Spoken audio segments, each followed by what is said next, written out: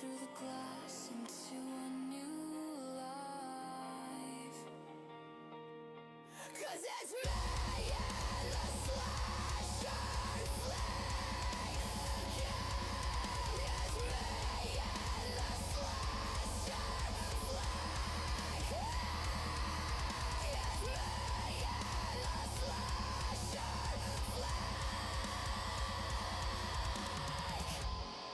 And I'm gonna be the final girl. Gonna be the final girl. Gonna be the final girl. Gonna be the final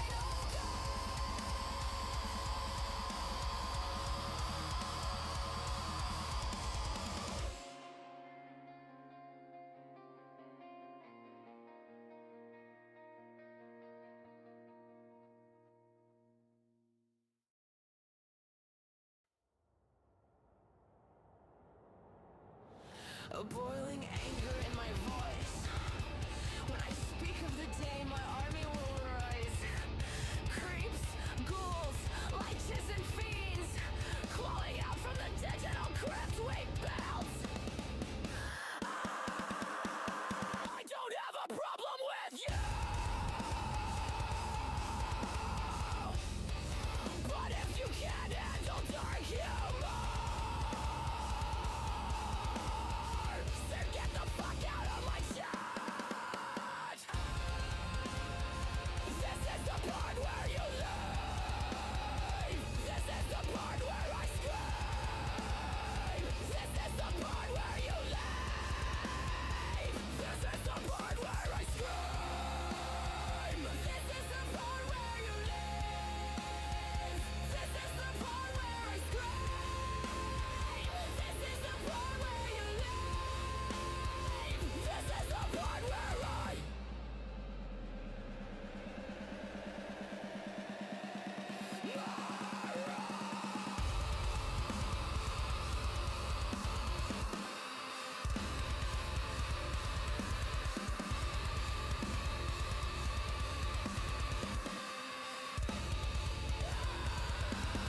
they throw dice like bones in a grave. Love through blood, we're not here to behave. Streaming live from the pit below, where every troll gets a front row show. Creep by creep, we conquer fate. We don't ask for space, we take what bleeds.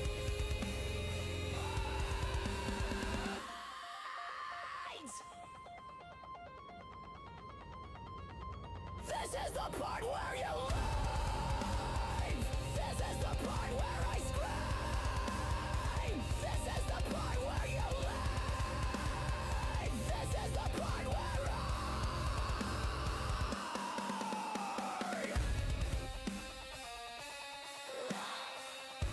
join the horde or get consumed.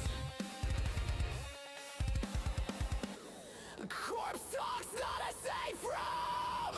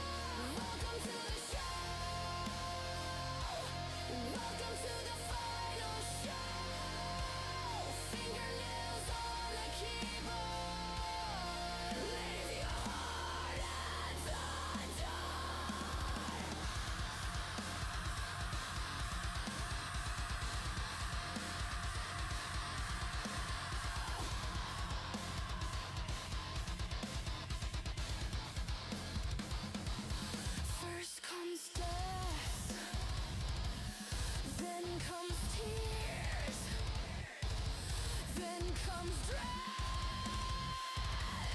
Then comes fear. Then comes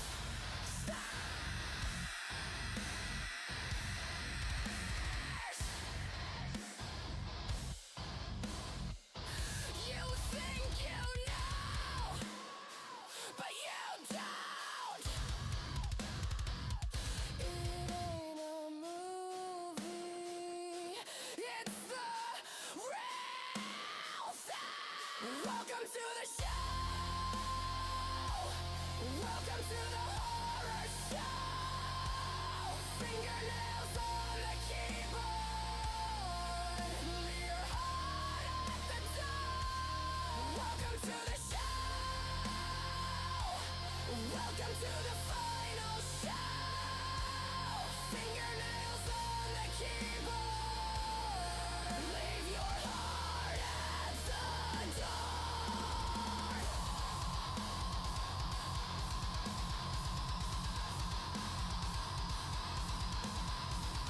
The final horror show.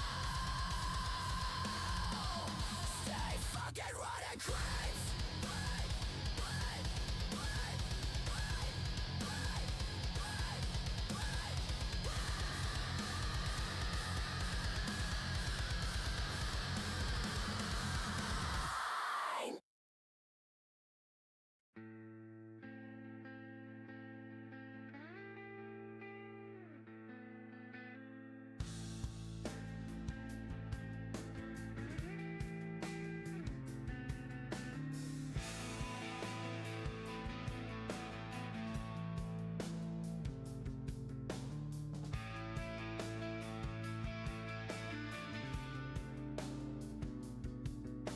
We're never gonna hear that sound again. The one that was our best friend. The television died in our arms. The animation generation. No more Saturday morning cartoons. No more bunny rabbits. Dark and Looney Tunes. No more. We're a little too soon. No more Saturday morning cartoons.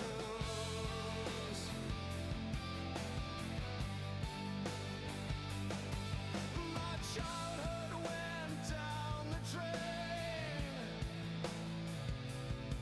and the remote went with it. The television died in our arms. The animation generation. No more Saturday morning cartoons. No more bunny rabbits. Dark and Looney Tune. No more. What is up, everybody? It is another Corpse Talk Live. Got a special one today. We're going to be going over the new, and I do mean new, Bloodlines in Black Magic. I don't know if I have any news at the top of the show. This is a big book. I feel like we're going to give it most of the show here. Obviously, we'll start off with talking for a little bit and just kind of see how everybody's doing. I might talk weapons a little bit because Allie provoked me. And I only got a half cup of coffee, so we're going to see how I survive today. But other than that, everybody, the new Breachers hoodie's out. You probably saw that go by the screen. It comes in a regular and crop. I'll show those off on the show today. They got approved, and that means I can now sell them. That's it for me. We'll be starting this bitch off here in about a minute 30. Get yourself something to drink, and let's get ready to rock and roll.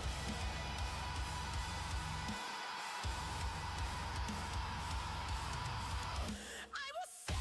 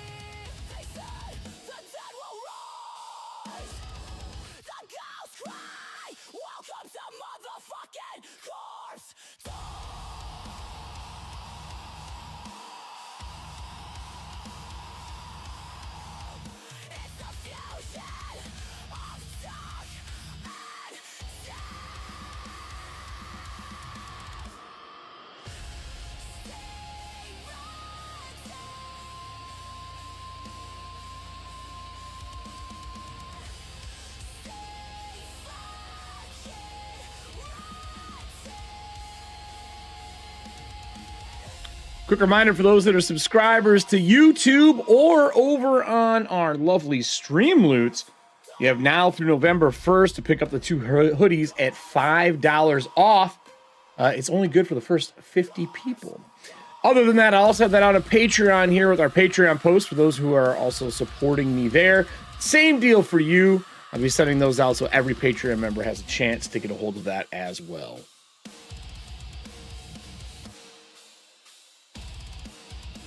But enough fucking talk, everybody. You know what time it is.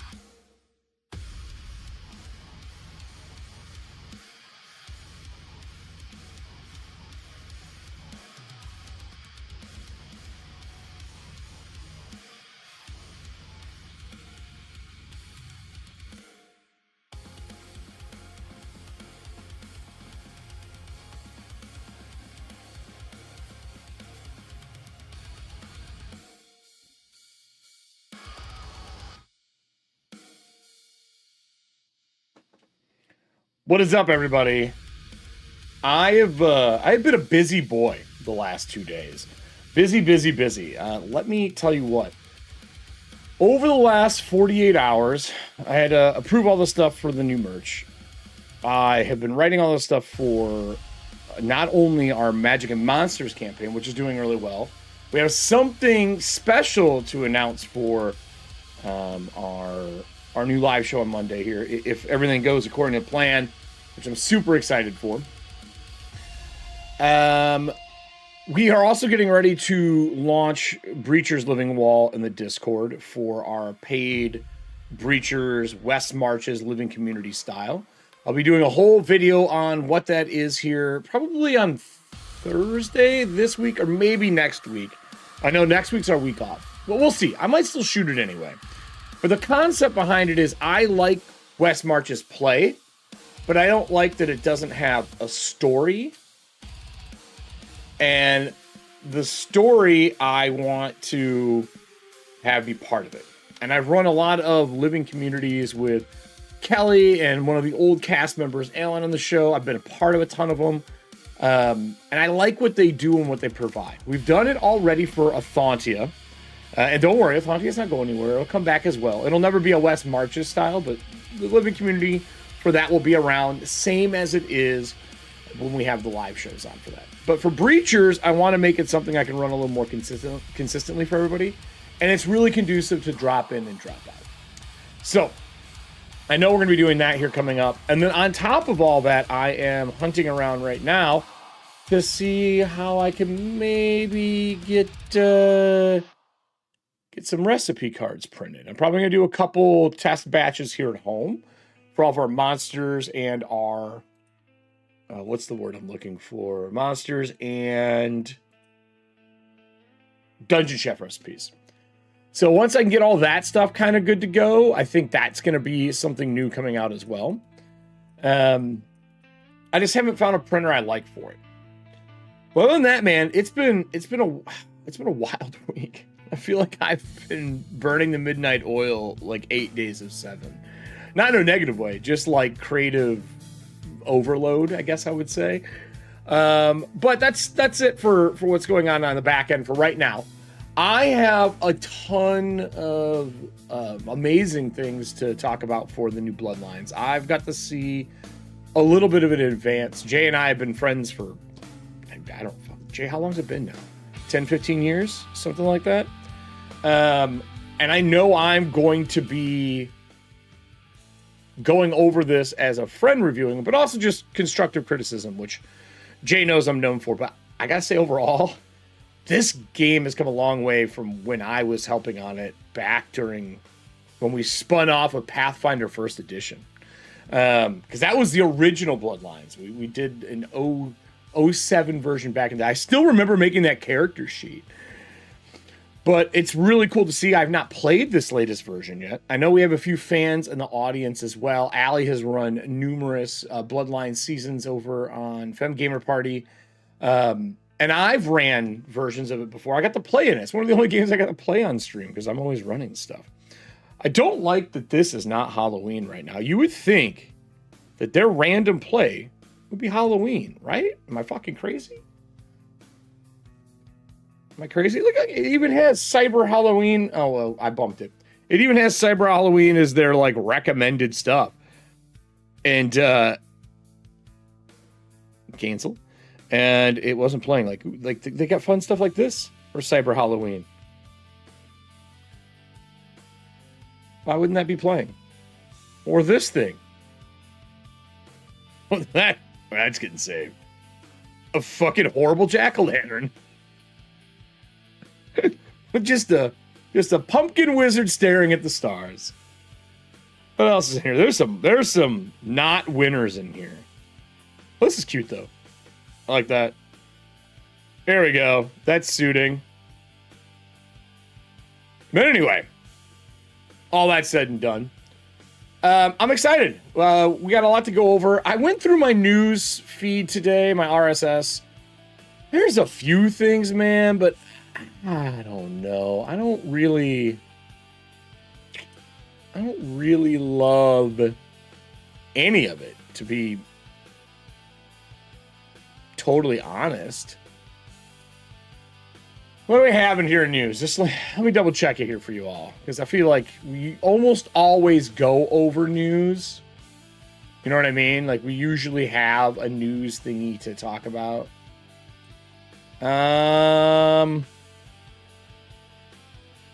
Unionized Kickstarter staff began strike October 2nd after talks and new contracts stalled. Key demands: codify a 32-hour, 4-day work week, minimum salaries of the unions. Union says they're not calling for a boycott. That's smart. Kickstarter platform says it continues to operate during the strike, so we don't know. There's been no change in that whole front, so there's really nothing to report on that today. So I don't have to record anything for that.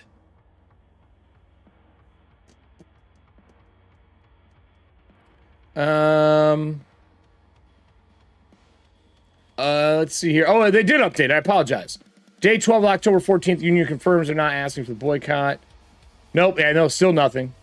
Cosmere RPG is going retail, which is cool. I looked over the Cosmere thing.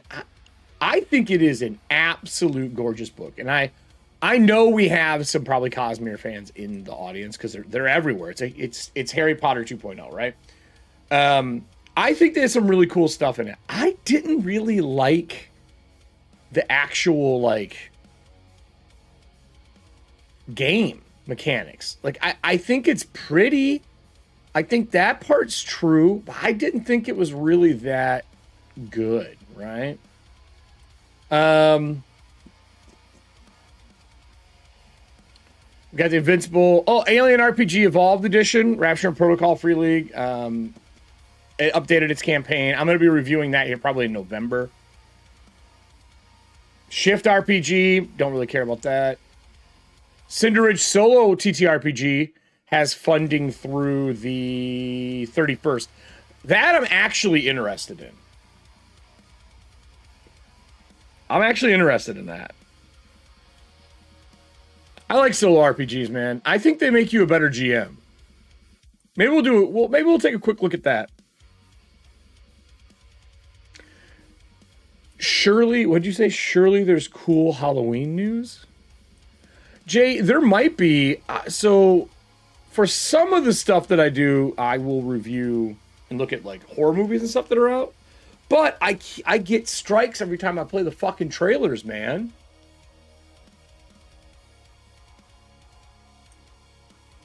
I agree, Ellen. I think the art is awesome. I think that it's laid out well. I think the books are gorgeous, but there's something, and maybe this is just the TTRPG junkie for me. There's something missing in the way it's written. It's really, I haven't been able to put my finger on it. I was talking to one of the guys from Pirate Borg about it. They're big fans of Cosmere. They love the game. I think they're playing it right now. And I said, I think the book is awesome, but I just don't like how it plays. There's something weird about the way it is, the information is given to you. I want to review it on the show. I really do, but I've been trying to wrap my head around it. It's a fat book. It's a really fat book. I don't want to review something that fat without being able to get my words in a row. Like Draw Steel, I know that it is a well-made book but it didn't meet expectations that I expected from MCDM. But I think if you want a crunchy system right now, I think your choices are Pathfinder 2E. And I think they're both good choices, right? But the gameplay just feels hollow in Cosmere. There's some cool choices, good mechanics. I think all games have a chance to bring really cool mechanics to the table, but there's just something off about that. What else was there? Let me see if there's anything else. Because I usually record the news section for those who are not here every day. So I'm going through it now to see if there's anything to where I think it's worth recording like a 10-minute snippet that I can put out. Free Daggerheart Adventure Bundle on Roll20. Quick start content to get tables playing. That's cool. I like that they're doing that. Play for free. Smart. Month of Darkness. World of Darkness sale across Demi-Plane, Roll20 Drive to RPG. And Humble Bundle. We could pimp that really quick. I could probably do that. Oh. Vaesen. Vaesen's got a new pre-order. Carpathia, I think is what it's called. I forgot about that. That's actually big. I think that's the ones I like. I could probably do that for like a 2-minute quick fucking go.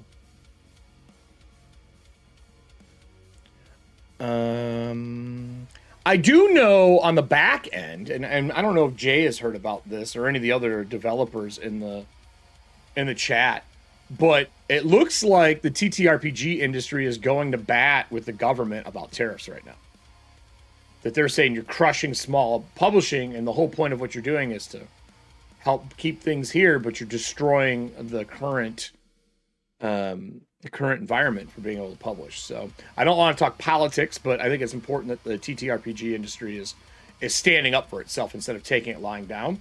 You would think with the amount of loudmouths that constantly campaign in the TTRPG industry that there would be people going to bat. You know what I'm saying? Like they bitch about every post that's 15 years old about somebody doing something wrong. So you would fucking hope that they would be going to bat for something that actually matters. Not canceling somebody who did something wrong 15 years ago. Don't get me wrong. If you did something shitty and haven't apologized, you know, get your comeuppance. But I think it's funny that they aren't going to bat for that stuff. So that makes me happy that the TTRPG industry is going to bat for that. Anything else here? Yeah, they're lobbying right now, actually. They're actually lobbying for it. I think Goonhammer reported that. Yeah, Goonhammer. We'll go through some of that. Curse Bones. What did you say here? Printing and selling overseas? Yeah. Adventure Time. That's cool. That's October 3rd. Wow. Holy shit. Okay, we'll hit this. There's a bunch of news today.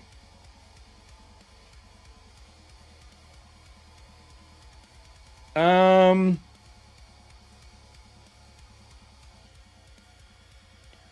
don't know what this is.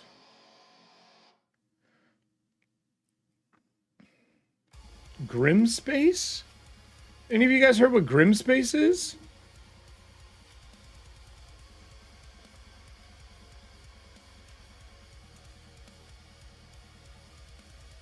That's the newsletter. I don't want a newsletter. What is Grimspace?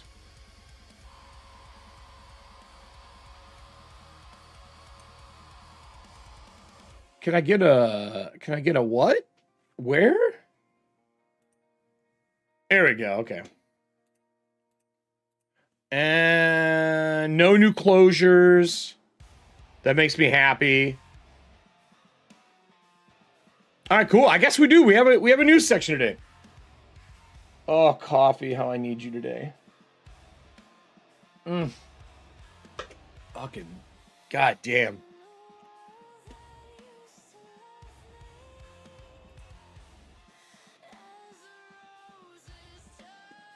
All right, let's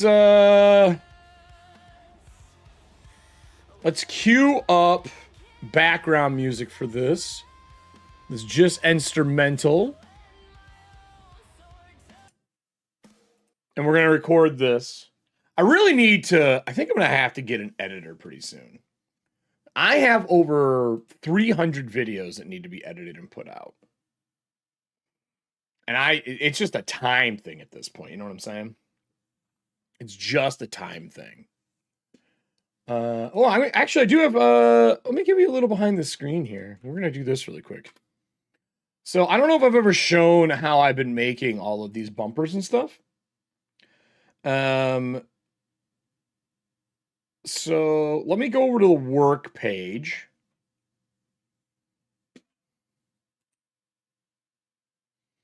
Ooh, there's a cover, everybody. Shows you the cover. No, not yet. Not yet. Not doing it yet. Soon. Soon. Let me grab Chrome.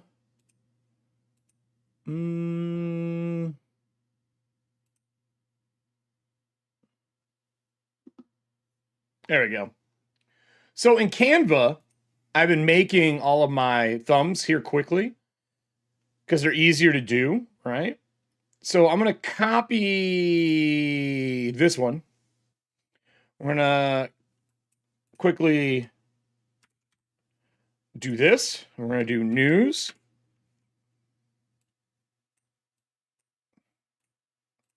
Right? Like this. And there's no music right now because I have it queued for what we're going to do.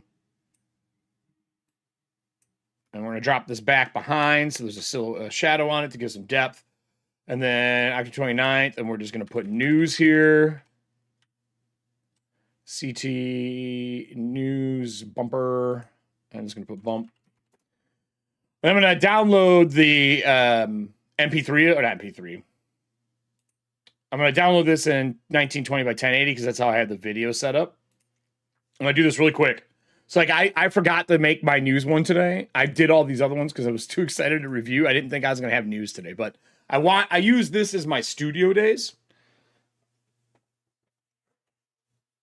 So when I have a studio day, opening the window, it's warm in here. When I have a studio day, I do this. You know what I mean? So I'm downloading that right now. Right? We're gonna get our first. What do I want to do for I'm gonna go in reverse. I think we're gonna start here with Cinder. So I'm gonna hit studio mode. And I like educating while I'm doing this for people who don't know. And you can't see this, but I'm doing studio mode because it allows me to edit things live that will not fuck up the show. So we got live thumbs. This is what October news bump. And this is the 29th. I need that to say what I'm going to fucking say today anyway. So I'm going to save it. And then I'm going to go in and add it to the playlist. And it'll cycle them. And I'll just watch it to make sure that it cycles it right. and then I'll record news. I think I can burn through this news pretty quick. I think. So I need the bump one. Where are you at, motherfucker? Boom. Boom. Okay. So we'll go back to our full screen. Mixing teas and coffees. Don't let Nessie hear you. Nessie hears you mixing her tea into coffee. Woo!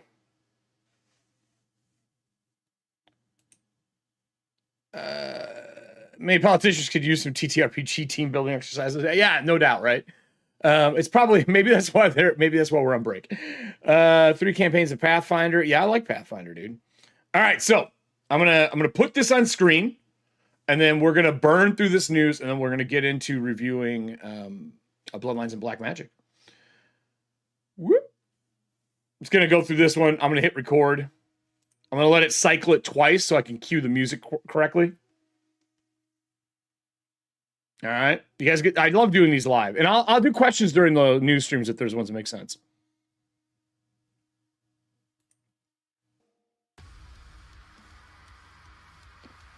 Hey everybody, October 29th, and we're here to talk about a little bit of news. I shouldn't say little. I wasn't even going to do a news feed today, but there was so much when I went through my RSS feed. I said, fuck it, we're going to have to do this. If you're watching it live, we'll do questions, obviously, during this, as long as time permits.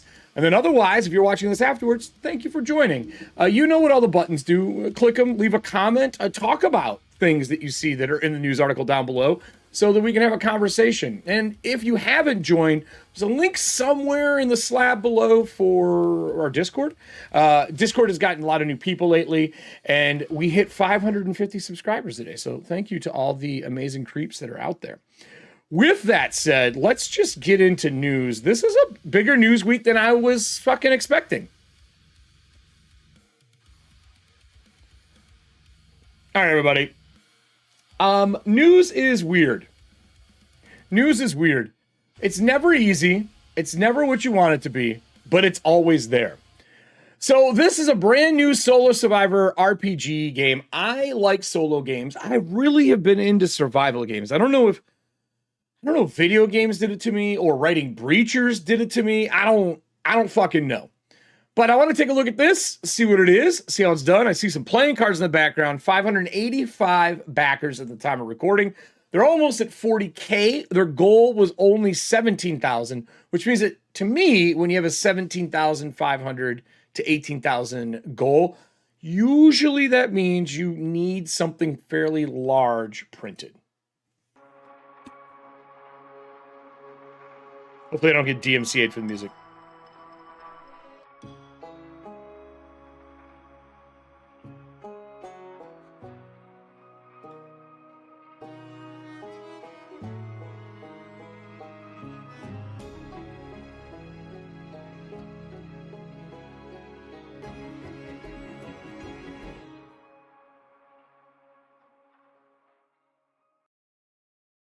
I have no idea what's going on from that. Let's go to the campaign page, take a quick scrolly scroll, see what we're looking at. They've already added an expansion in, which is great. I like the art. I really think this looks good, to be honest with you. Like, that's a solid look. I like the sketchy vibes.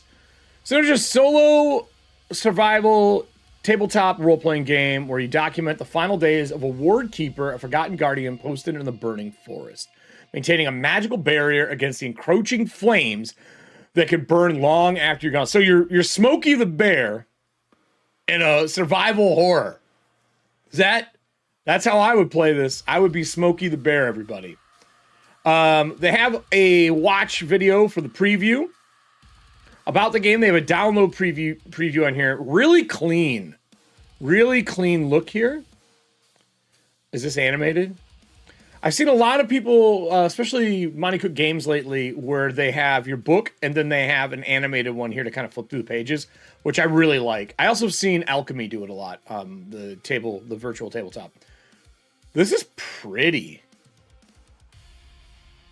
This is really pretty for survival horror. I I adore when you have this torn page edge just kind of around everything. It reminds me of like the 80s and 90s. Bookmark ribbons. So they unlock bookmark ribbons, gilded page edge, short story, and co-op prompts, which is cool. Oh, co-op version. So you got digital, a soft zine, a Ward Keeper's log journal, custom playing cards, Stargazer dice. These look like they're wood. An original soundtrack too. That's fucking cool. I love soundtracks. This is really, I'm interested in this. I might have to go through and watch the play and review of this. I think, did Man Alone do a review on this? I wouldn't be surprised. Man Alone does really good solo RPG work. Well, this is awesome. If you've not seen this, it looks like our current support areas are 129 for the Unmarked Grave collector's box. Look at that, like wooden box and everything. Just the PDF is 13. The zine edition's 26. The hardcover is 59. They're still printing these at a pretty good price. I wonder what the page count is on this. The Warden Keeper's core box stash is 69. And then Patreon tier is $4.99, which I'm assuming gives you a bunch of extra stuff. Also very different to see a high-end reward at the top for the featured.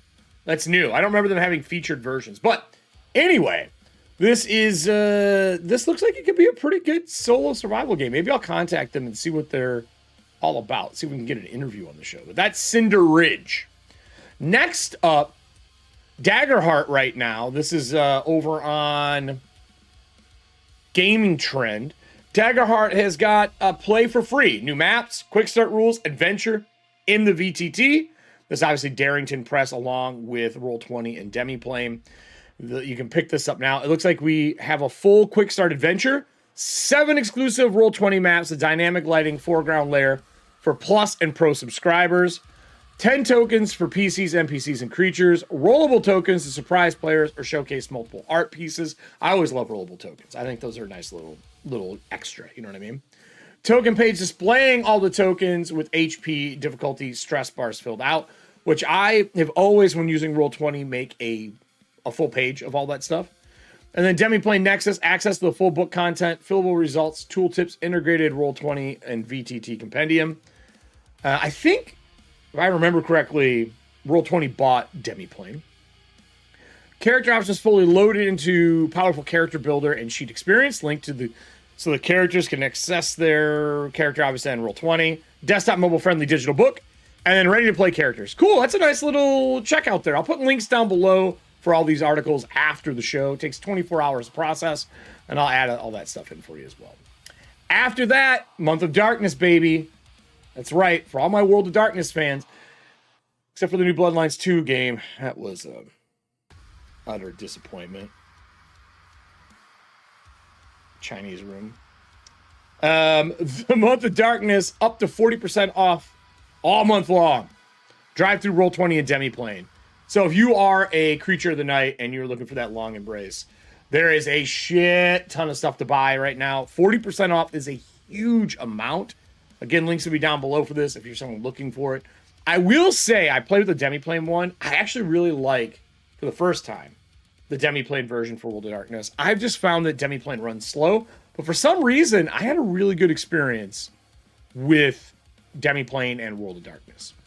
I don't know how many of you are playing the new World of Darkness. It's a solid system. Get over the fact that your favorite coteries and bloodlines have changed. Just chill, man. Story has to evolve. You don't have to run that story, but the new mechanics are really good in the new Vampire. I mean, I actually really like the hunger mechanic in the new Vampire. It is fucking solid. And just remember, any game you run at home, you're allowed to change the rules at your table. I'm just saying. Play the game. Stop bitching.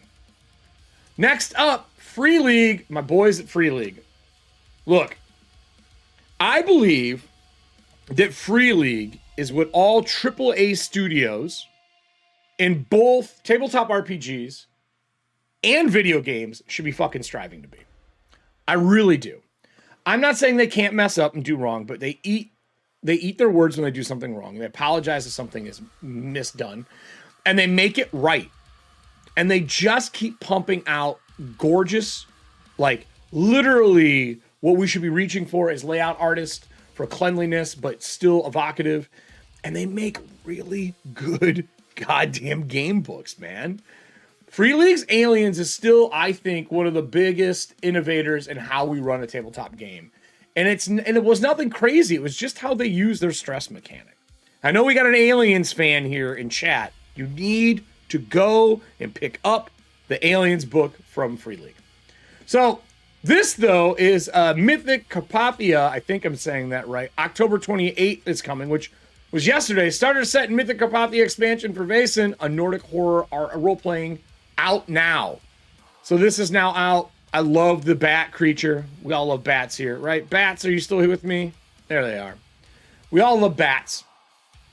I think that these things are some of the best art. It's from this company. I'm a big Dragon Bane fan, and this is the same company as that.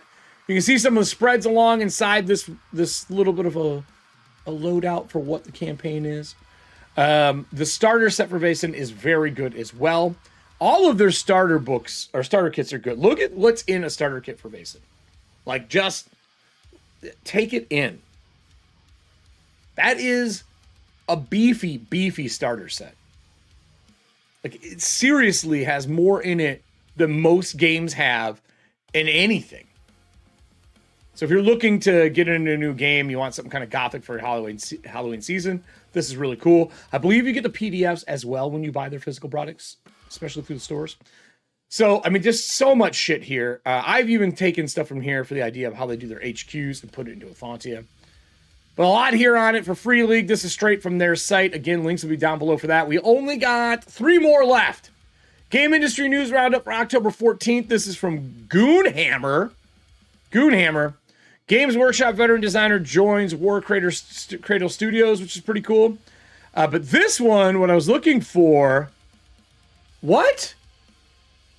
Well, this is live and sad for me. The studio behind Metal Hellsinger shuts down.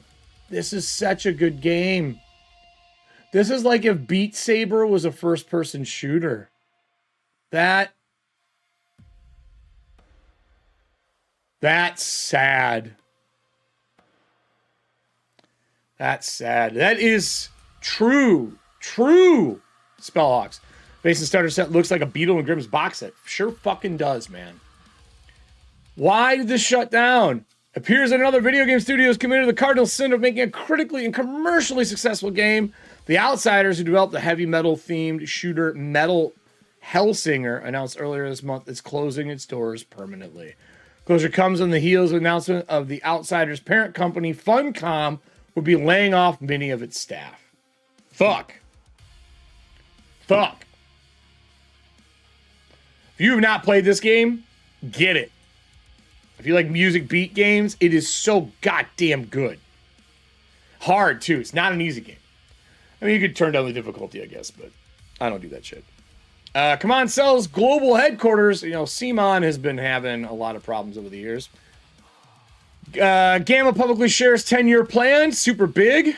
I actually think this is important. Gamma is kind of a staple for what goes on in the tabletop industry. Wizards announced Teenage Mutant Ninja Turtles crossover Magic set. Don't care. Wizards of the Coast. Don't care. These are a bunch of little beats. I thought maybe you guys would want to hear on what's going on right now. But it's Goonhammer does a good job keeping everything kind of together.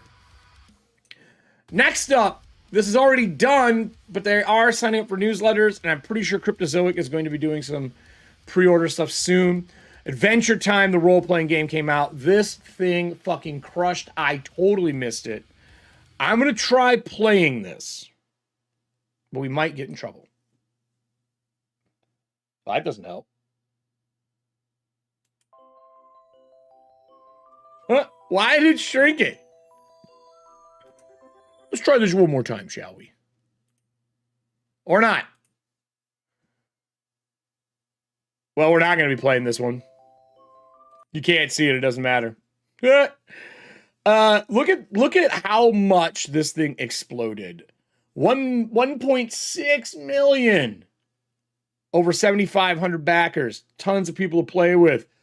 Look at all the fucking goodness in this goddamn box. Oh my God. I totally missed this. I'm going to put this in chat for the live show just so you can awe at the ridiculousness that is this. Adventure Time is a super popular animated series. I think most people have seen it at some point in time. There are all-time great quotes that come from this that hit your tabletop almost every time you play. I just had this happen when I ran a Dragon Sandbox on a Sunday. But this is their new award-winning game that is coming out. And I'm saying award-winning because I guarantee this thing wins fucking awards. Really cool looking, great art, great everything. Like, it is made to have fun at your table as a 5e. How to adventure, how to play. Like, this Kickstarter is huge. I'm not going to read through this all, everybody. I just want you to be aware of what is available. But we will do the pledge tiers. Slam Bam in a Can, 50. Rhombus Ding Dong, 85. Algebraic Adventure for 100. Mathematical for 135. Way Cray Beeswax for 220. Look at all this shit. All in Apple Slaps, 395. Choose Goose's Cart for 400. They have a nice breakdown. All of their fucking add-ons. You know, it'd be great for this add-on if you could buy the DVD or Blu-ray set of this so that you can watch it forever instead of paying every month more to your subscription fees. I'm just saying, I'm fucking tired of it. Tired of my subscription fees going up when they haven't added anything new. Ooh, I like this though. The Lich Dice Bag. I think they unlocked all their stretch goals. I'm just guessing here. I'm just guessing. Did they unlock? Oh, yeah, they unlocked them all. Imagine that. A thank you stretch goal. Pretty fucking cool. They're saying late March 2025, you'll be able to begin your adventures. I might actually pick this up. I didn't even know this existed. This is an example. Like, look, people. This is huge. This is a prime example of a huge IP that I didn't even know was in Kickstarter. At all. This industry is so large right now that you miss things all the time. All the time. And between the big stuff and the small stuff, we get things like Grimspace, a newsletter. It's a brand new thing coming out. And this is Paper Dice Games. I have not seen that until today in my RSS feed. It says, ready for new kind of sci-fi terror, Grimspace. This is pretty cool. I've not seen it. They have a sign up for the newsletter, 50% off distress calls. This is the announcement of distress calls. You can find it on Itch. So let's check out the Itch page. Grimspace on Itch. Is this Mothership? Each distress call is a scenario is built with skill-based space RPGs in mind, like Traveler, Mothership, Stars Without Numbers, and more. Okay, so this person's putting out distress stuff. That's cool. Different signals you can go through and play. This is awesome. I will make sure the links are down below for this. This is a buy now for $7. You can already find it. They also have a Halloween sale right now. I think it is get this game and 8 more for $36.40. And this is all the products that they have currently on this. I love this idea for the distress calls. But I at least wanted to hit up the news section, everybody. I thought it's important to go through news, let you know what's going on. There's a lot of big pieces in news. For those who are watching this live, stick around. We're going to go into doing our Bloodlines and Black Magic's first look for the latest and, in my belief, the best edition so far of Bloodlines. And then for those of you who are watching this afterwards, there's going to be shit around me. You're supposed to click them and do things and pound it like that person that you got picked on by in grade school. So you really know how to do this by now. I shouldn't have to tell you. That's it for me here on Corpse Talk for Live. And for the news section, stick around, live show. But before I do that, I probably should go over and thank my patron members.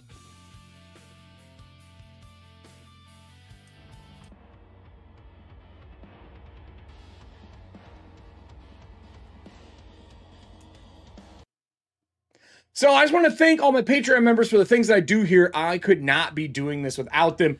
A new month is coming around. Maybe you can see yourself over on this board here. This is how I make things like Breachers, the new hoodies that are out now. Save yourself from the fucking cold. But also, it just allows me to do what I love. Create things for other people and make shows like this to entertain people.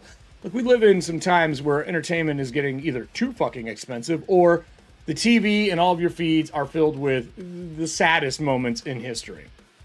I'm here to give you something to kind of have some fucking reprieve. This is an adult show for adult people like the ones that are here. So join over on my Patreon. There are links down below if you want to get access to all the PDFs. If you're at $5 or more, anything I put out, you get for free for PDF formats. On the $1 or more, you get access to the live design Google Docs for all the things that I'm making. Right now, there's an Authority one in there for Dragonbane. There's obviously Breachers and all things that are going on for that.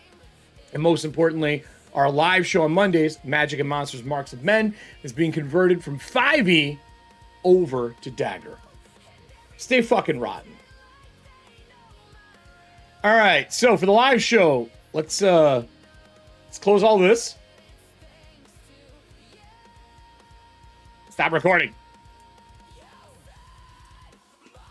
And then we're going to go, I'm going to save my links here that I have, because I want to make sure that I have these links ready. What do you guys think? Did any of those news things hit for you? I thought there were some good fucking news links in there, man. Like, really solid. Any news things in there that you guys are all interested in? I did not know about the Adventure Time. Like, to be 100% honest, I had no fucking clue. Did any of you guys know about it?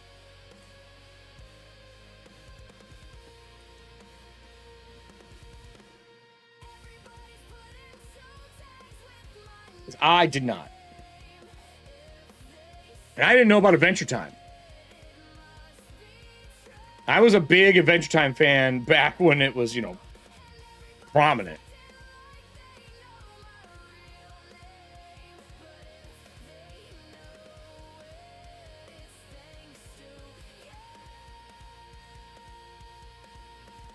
Yeah, Grimmer Space. I am not thinking of Grimmer Space. Jesus fucking Christ. I am not. I have so many stories about Grimmer Space. Spellhawks. Can't even begin. Can't even begin.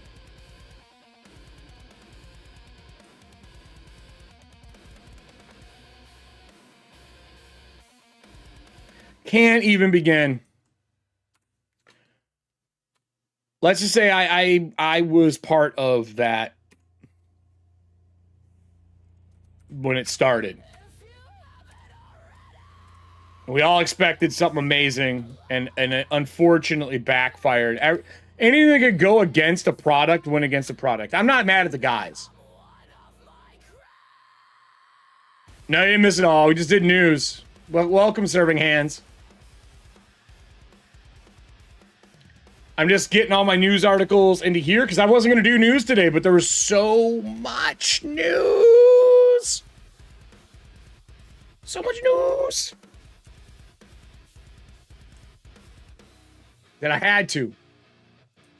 I had to do news today. There was too much. Too much.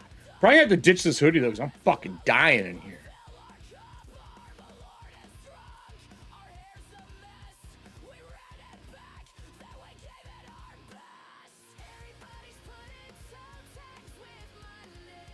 Trying to get this to work. Difficult to add some things here. What was this one? This was Vason. Oh.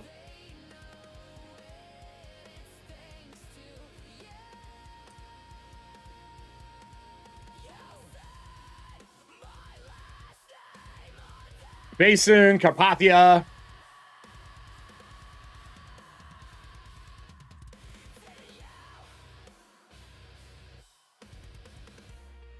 Good OBS, disconnected and reconnected. Gotta love when it hiccups on you. Gotta love it. I don't mean that at all. It's fucking annoying. Fucking annoying, I tell you. Dude, it's warm here. I'm like, I'm dying. I think I'm gonna have to change. Hold on, everybody.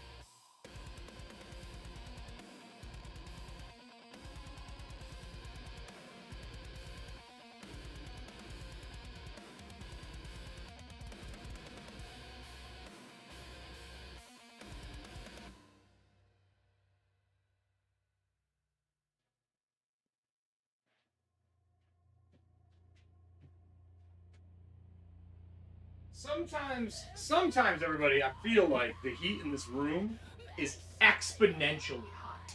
Like, exponentially hot. Like, insanely warm.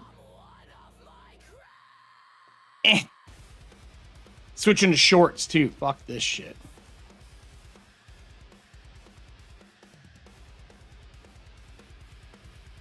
Alien news. What is that? Alien news what? I don't know what you're talking about there, bud. Dude, the Alien Core book is fucking amazing. All right. Done. Back to Todd's art for season 3's finale. I was dying. Alien news cool, expensive right now, but cool. Oh, I would definitely get it. I wasn't stripping. I was changing. There's a difference. That career is behind me, my friend. That career is behind me. I don't do that shit anymore.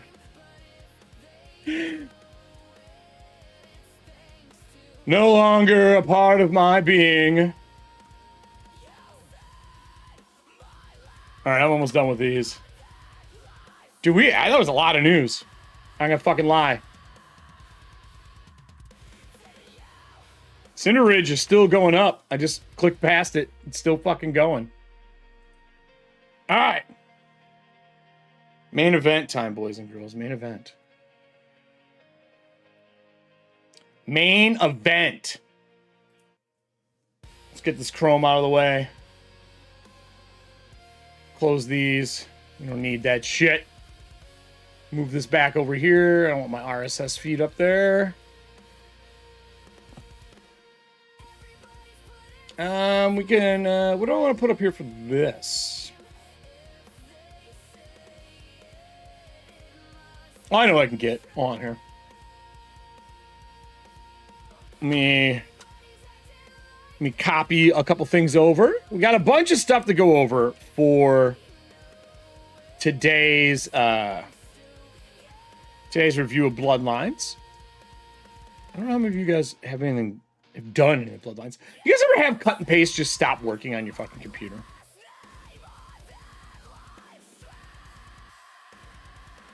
I have. I definitely have. It's fucking annoying. Or cut and paste just goes, nah, G, we good.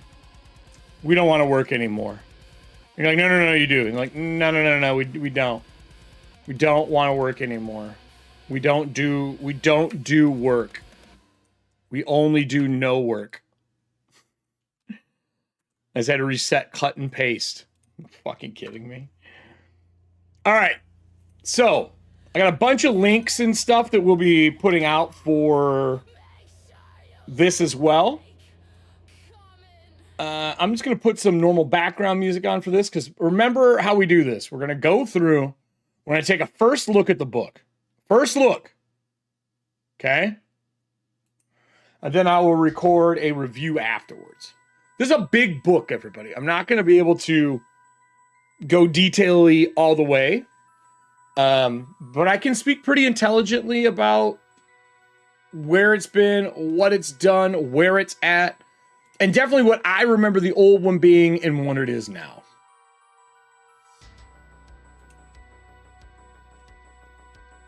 Okay. So let me move chat. We'll be able to chat during this one. This is just a casual look through to start.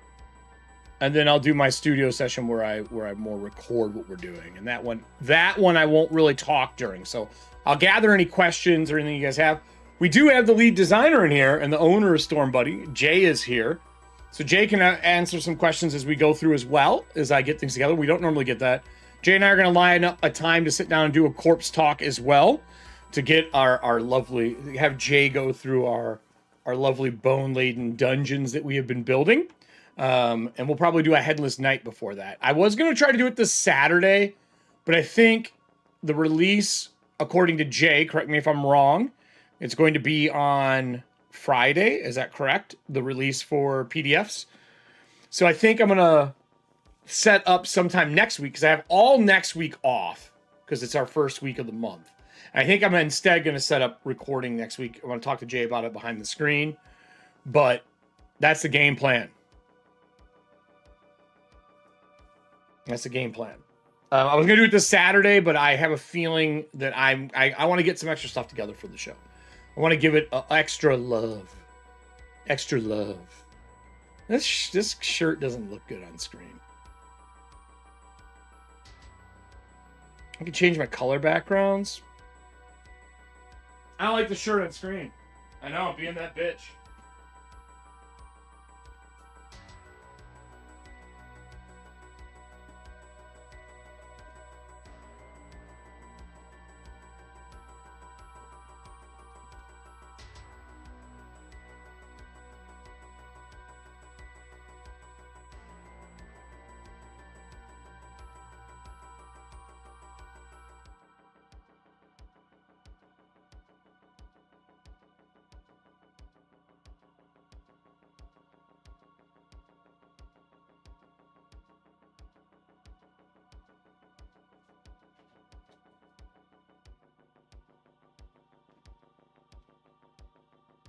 You know what it is? It's not Halloween enough.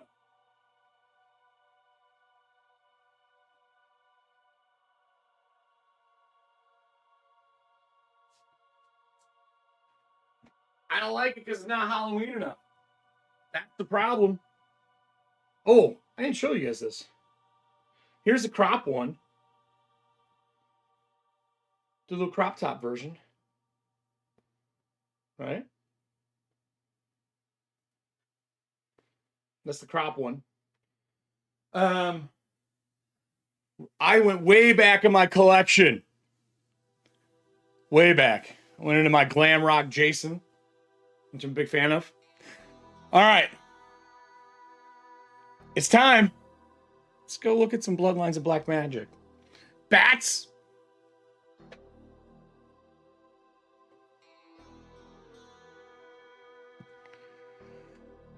Okay. This is a big bitch. And or I should say, STORMBUNNY Studios cropped this thing down. Speaking of crops, this was a bigger book originally. I remember the old ones, and this one is lost some weight, but leveled up. I know weird space shit is happening right now. I saw that. There's some fucking wild space shit going on right now.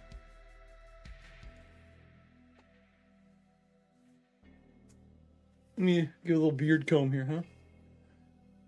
Are you talking about that comet that's flying backwards? Is that what you're talking about? Nothing like a flying backwards comet that NASA doesn't want to comment on. Yeah, the original was, you are correct. The original 5e manuscript was 524 pages. What people don't understand is when you write a new tabletop RPG, you write everything, and then you realize how it should be chopped down into other books. 100% true, Jay. 100% true. My question to you is, do you have that original manuscript? Do you have a copy, a PDF of it? So, we're going to do this in single column format. I will show off a few 2-page ones. It's just too hard to read 2-page on this monitor because of the resolution. I wanted to at least show what it was.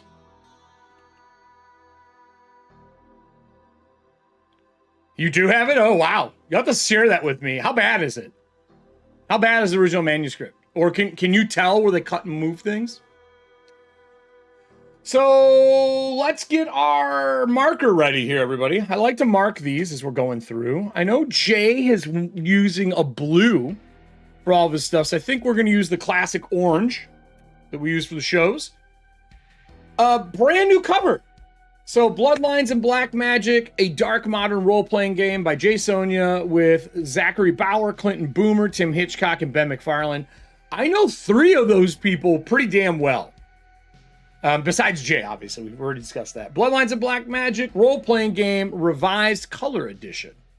So I have this on single-page scroll. Oh, Jay. I actually read this the first night you sent me the new copy when I was laying in bed, and I was like, this reminds me of you and I's talks when you used to have that black and red bar in the basement. I know we have said some of this stuff over the years. Oh, you're going to get ready, Michael. Don't ruin it, Jay. Get ready, Michael. It's not black and white. There's a lot more to it than that. This book is dedicated to the dreamers, the seekers, the outsiders, the streamers, the weirdos, the writers, and all of their artist friends. It's dedicated to the storytellers, the rebels, the world builders, the futurists, the magicians, and the philosophers who seek to build instead of rend. It is dedicated to the teachers, the hackers, the protesters, the activists, the spicy thinkers, and gamers who have helped us reach the end. This book is for you, Jay. This is the picture I think of when I have to use you for something, Jay. This is always the art piece I think of. This one right here. Buddy, that's the one I always think of. So there are a lot of people who are involved in this. You should take a look through it, but you're going to notice a few names in this bitch, okay? We're going to zoom in. We're in zoom in time, right? So all these people who helped make it, these are all fine fucking people who did this new edition or final edition or whatever we're going to call it. Original proofing. I know a lot of these gentlemen as well. They're awesome. And then, of course, HeadQuest. I haven't seen him in a while. I hope he's doing well. But down here, you're going to see there's an Allie up in here. You're going to see an Erik in here. For those who remember Jenna, Jenna's in here. These are all people that fans of EFP will know. And of course, you got Mr. Todd Westcott, the good old Thomas himself. All people who are friends or are on the shows, just as a heads up. Thank you for giving everyone credit in this over all of the years that this has been going on. Super fucking cool. So, we got to do the first thing that we always do on this show. And and hold on here. Let me get it out. Hold on.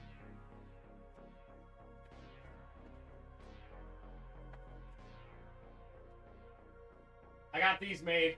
Is it in here? That's not it. And this one? That's not it. I know it's in here. Nope. I don't have it in here. Well, I was going to say, we're going to see if this is hyperlinked. Because hyperlinked drink is very important. Paizo, are you watching? A publisher used hyperlinks. Thank you, Jay, for hyperlinking your work. So, I've had a lot of inside scoop talk with him over the years.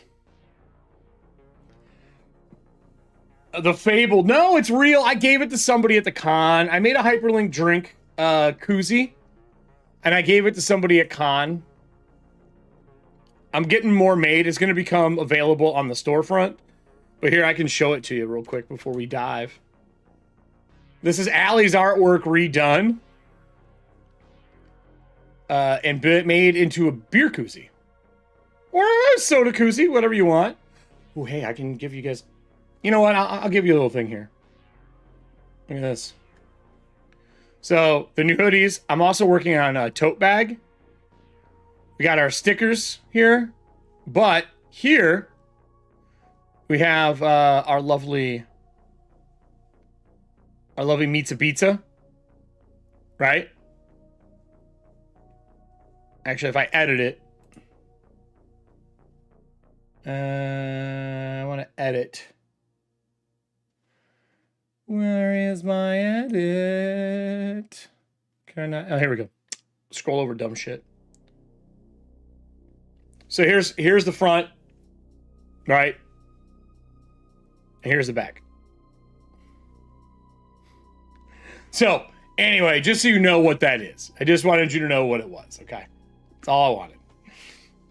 That's what I was looking for. Because he had a hyperlink drink, everybody. It makes me happy. This whole book, by the way, is hyperlinked. I already knew that. You're going to see more than just blue, my friend. There's a lot of... man... Jay leveled up hard. Jay went epic level when he was doing this stuff. So, this is the chapters that you have. And Jay, in Discord, if you'd like to send me some areas that you're really proud of that you want me to show off on screen, let me know. Because a bigger book, we are going to scroll through it. Because there is color art in here as well. I love your art, Jay. You went above and beyond in this final copy. And I do think that you're designed to use the blue edging on everything to give a stamp of, like, unity through everything. Really did a lot. Your new trade dress edges are really fucking clean. I appreciate them a lot. And you know I'm a harsh critic. I am harsh. It's constructive every time, but I can be harsh on things. But I really feel like out of the gate, you nailed this. But this here, I always love the old editions because it has black and white art. And Jay went through and said, fuck it. We're going to use both. And he did something that I would like to see more companies do, which is the merger of black and white and color when it is appropriate.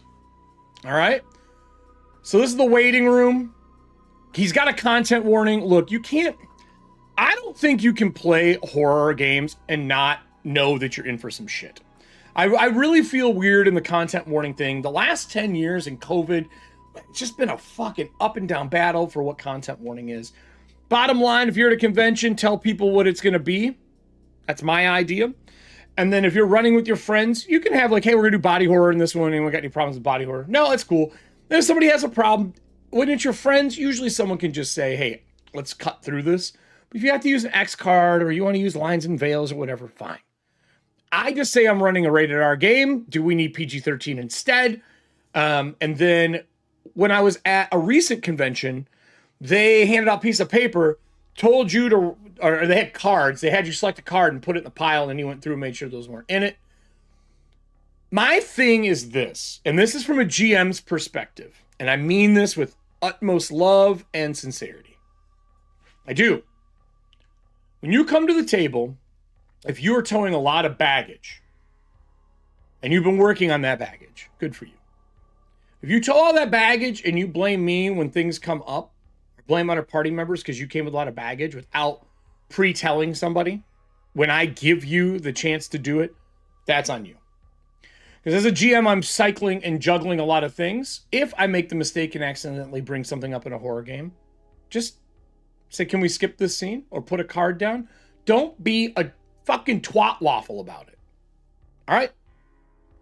Especially in horror games. I've only had this happen a couple times, and I talked to the person afterwards, and I was like, look, I did not mean to bring this in. I know you gave me a warning on what it was, but you got to remember I am juggling a lot of things at once. I'm human and not a computer.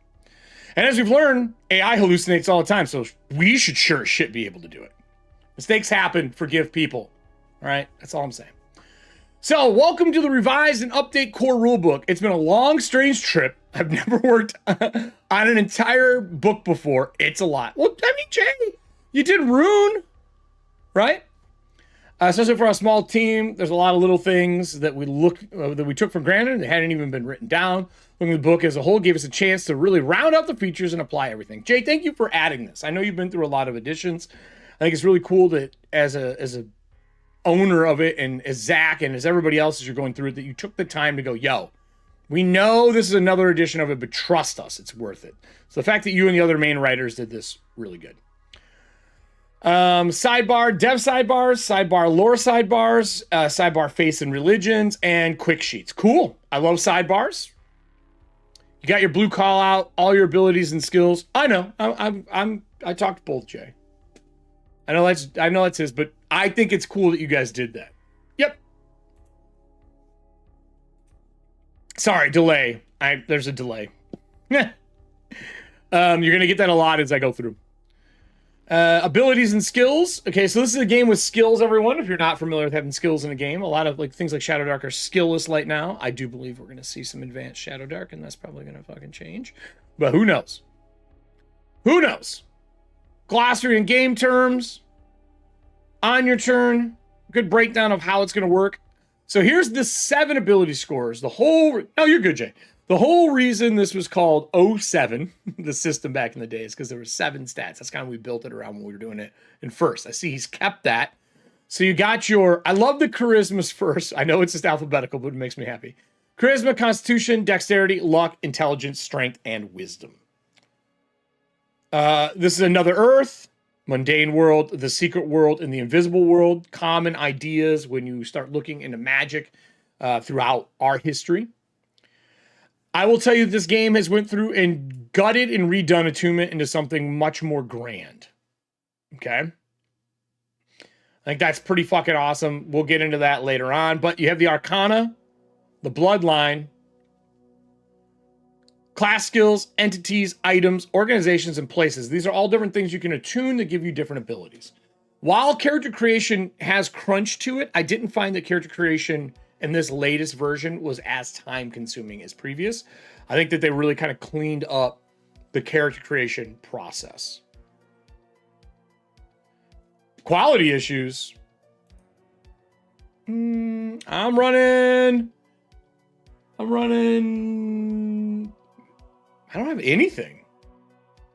Am I choppy or something? I don't have any chop or anything. What is it that's wrong?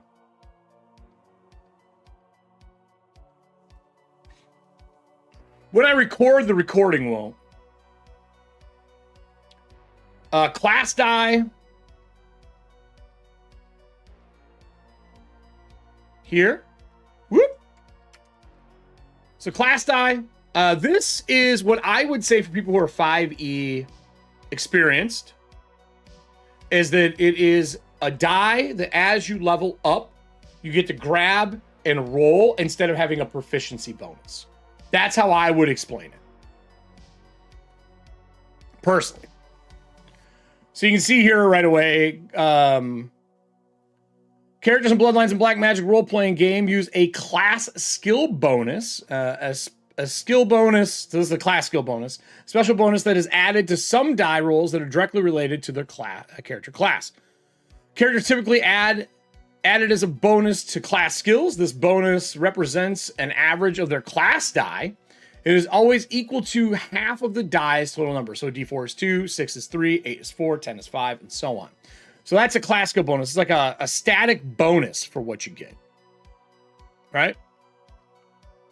And then for the class die, these are, I think it's D4 through D8 if memory serves.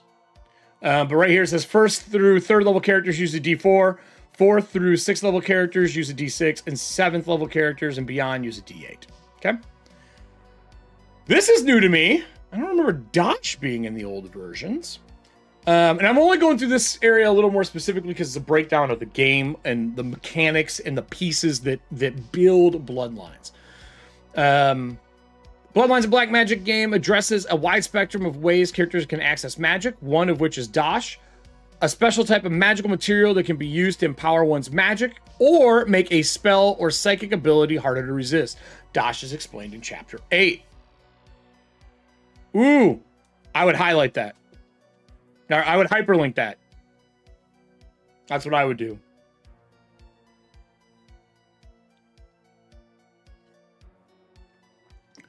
Got luck. I love luck. I love luck. I love luck in a game. I love luck as a GM. I love luck as a player. I like it in Cyberpunk. I like it in everything. It is my green eggs and fucking ham. I fucking love luck in a game. It is that stat that when you're not fucking sure what they should roll, you're like, fuck it, use luck, because god damn it, it's just a thing that exists. So when we designed that back in 1, I'm so glad it is still in this. 7 ability scores, 1 of which is luck. The ability score, while fixed, is also a resource characters can access in emergency. See the sidebar, burning luck. It also determines the bonus the character applies to their lucky skill, explained in Chapter 5. Again, I would highlight these kind of things. I'm not going to say this every time, but I would hyperlink some of this stuff. Just so they can click and go, ooh, what the fuck is that? And then they can do, if you don't know, if you're an Adobe or a reader, usually Control and the left arrow will take you back to your previous page. Clues, mysteries, and secrets. You know this is the shit that I love. It really is. It really is my favorite shit. It's so important to these kind of games. A backbone in many tabletop role-playing games, the idea of mystery remains a central theme in Bloodlines of Black Magic and is expressed throughout. Player characters interact with the elements of mystery through clues, which we divide into 3 categories in Bloodlines of Black Magic. These are physical clues, psychic clues, and social clues. Great division. I think that's something that most GMs may do that are a little more experienced that don't even know what they are. By giving them game terms allows them to design their adventures around them. Also a great way to pre-educate your people for when your adventures come out. So these are all presented. Phases of play. So I didn't know we had a phases of play. This kind of reminds me of PF2 a little bit. I do wish PF2 would have went over their exploration and all that kind of stuff a little more. That's right, Serving Hands. That is right. Secret, secret, secret. That's what this is about. Secret, secret, secret. That dimmed a little too much. There we go. I see that this is cutting off underneath, and I don't want it to. Might have to zoom this out 1.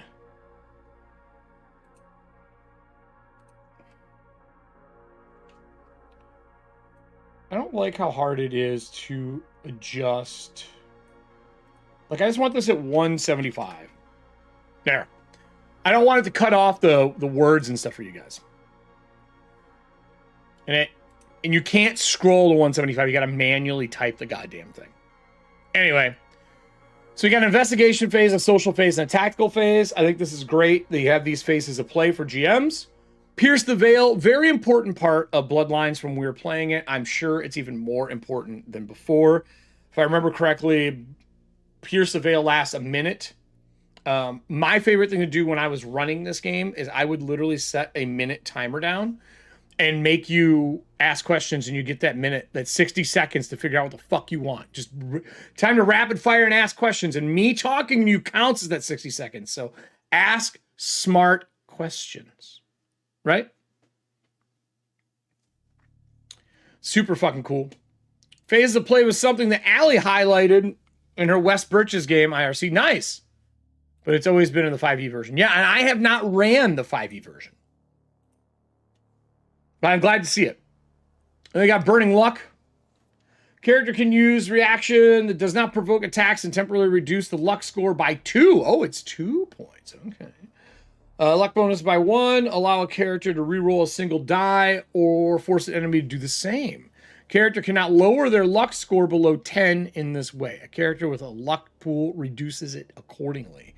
Character regains lost luck points at a rate of 1 per short rest or D4 for a long rest. Nice. I like that. I like that. How did this, Jay, how did this turn out for, why can't I draw? How did this turn out when you printed it? Is the black readable over that blue? I'm assuming you tested it. Because this I know will go well. I just didn't know how this dark one up here would work. So here's an example of the veil. Okay? Here's an example of the veil. When a character activates Pierce the Veil, they see the world beyond the veil and its influence on each person, object, place, and thing they can perceive. This will include everything they can hear, smell, or see. Character actively perceives invisible world will see the following things. It prints nice? Perfect. PDFs are weird sometimes in color. Same with, obviously, with printing. Auras and oddities. Oh, you got in your Discord? I'll pull those up during the show here. Hold on. Okay, I will do that.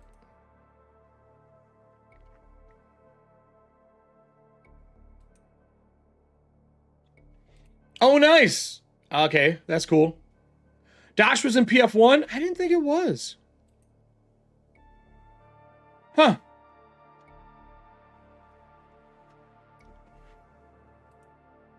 Oh, yeah, that is... So, that question I just asked Jay, I can actually show you all here. Give me 1 second. We will open another browser window. So, for those who don't know, let me pull this away for a sec. So, there's the sample print. It's like a gray-blue instead of the bright blue. It prints in a well-readable way, which is good. Cool. That makes me really happy. Because I really like the call-out box colors. I always worry about the print, man. You don't know until you do it. You know what I'm saying? Like, you're like, oh, it's going to be fine. And then it's fucking not, and it blows up in your face. It's really fucking annoying. But awesome. Good to see. Good to see. So anyway, with Pierce the Veil, auras and oddities, attunements, environment and planar effects, gates and portals, ghost spirits and monsters, magic and planar connections, and psychic clues. These are things you can see when you go through. And then you can see here, effectiveness, right? Because you roll when you do PTV. And you roll based on how well you can see.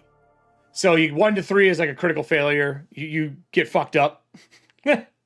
4 to 6, everything's out of focus. It's blurry, like you just woke up kind of feel. Coming into focus, you can see some, but you can't see everything. And there's obviously mechanics for it. This is something I would make into a bookmark to throw in my book so that I would be able to use it the entire time. Because I feel like I had to pull up the Pierce the Veil rules so often when I was running it that I literally made a little printed handout and stuck it in my book. Absolutely had to. Again, black and white art. Black and white art on here. That is creepy looking, by the way. Fuck that little thing. Little shitbird. What is that? What is that thing? God damn it. Why are you so creepy? Why are you so creepy? Fonts are tough. I know when we were talking, I know this changed up a little bit, but it was about having a typewriter-like feel, that kind of mystery, support, that kind of a vibe to it. Yeah, PTV is on the GM screen as well. It's good to know. I mean, where did you get your screens printed yet? How did those turn out for you, Jay? Getting GM screens printed is a fucking hard place to find. So here's your character building. This is the part I really wanted to go over, and then we're gonna kind of flip through everything. And then I also want to go through how Arcana works. I love the Arcana cards. I think they are something as a storyteller that makes you learn to be a more flexible storyteller, but it still ties it to the feeling of the setting. And I feel like GMs need to learn to be able to read an adventure and run it the way it is, which is what I'm not great at. But I also think the biggest thing is you got to learn that the rules are there for you to use and to springboard off of, not to run verbatim. I never run a pre-written adventure verbatim. You should make it for your players. So here's how you do this. Generate character ability scores. There's heroic point buy, noir point buy, heroic dice pool, noir dice pool. And this is if you want to use point buy to buy or you want to roll dice to do it. The heroic, this method is 2d4 plus 7, right? Or noir dice pool is 2d6 plus 7.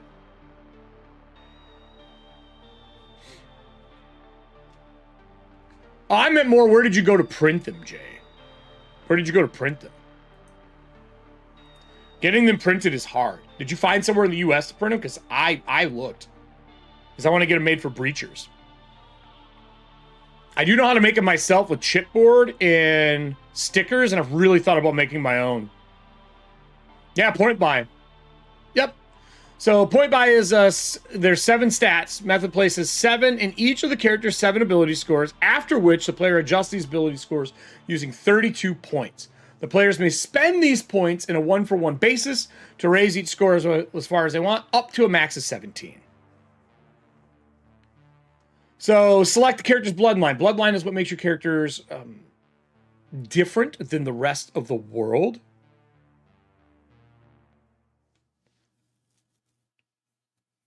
Yeah, but Allie, it's going to come down to price point for making the GM screens.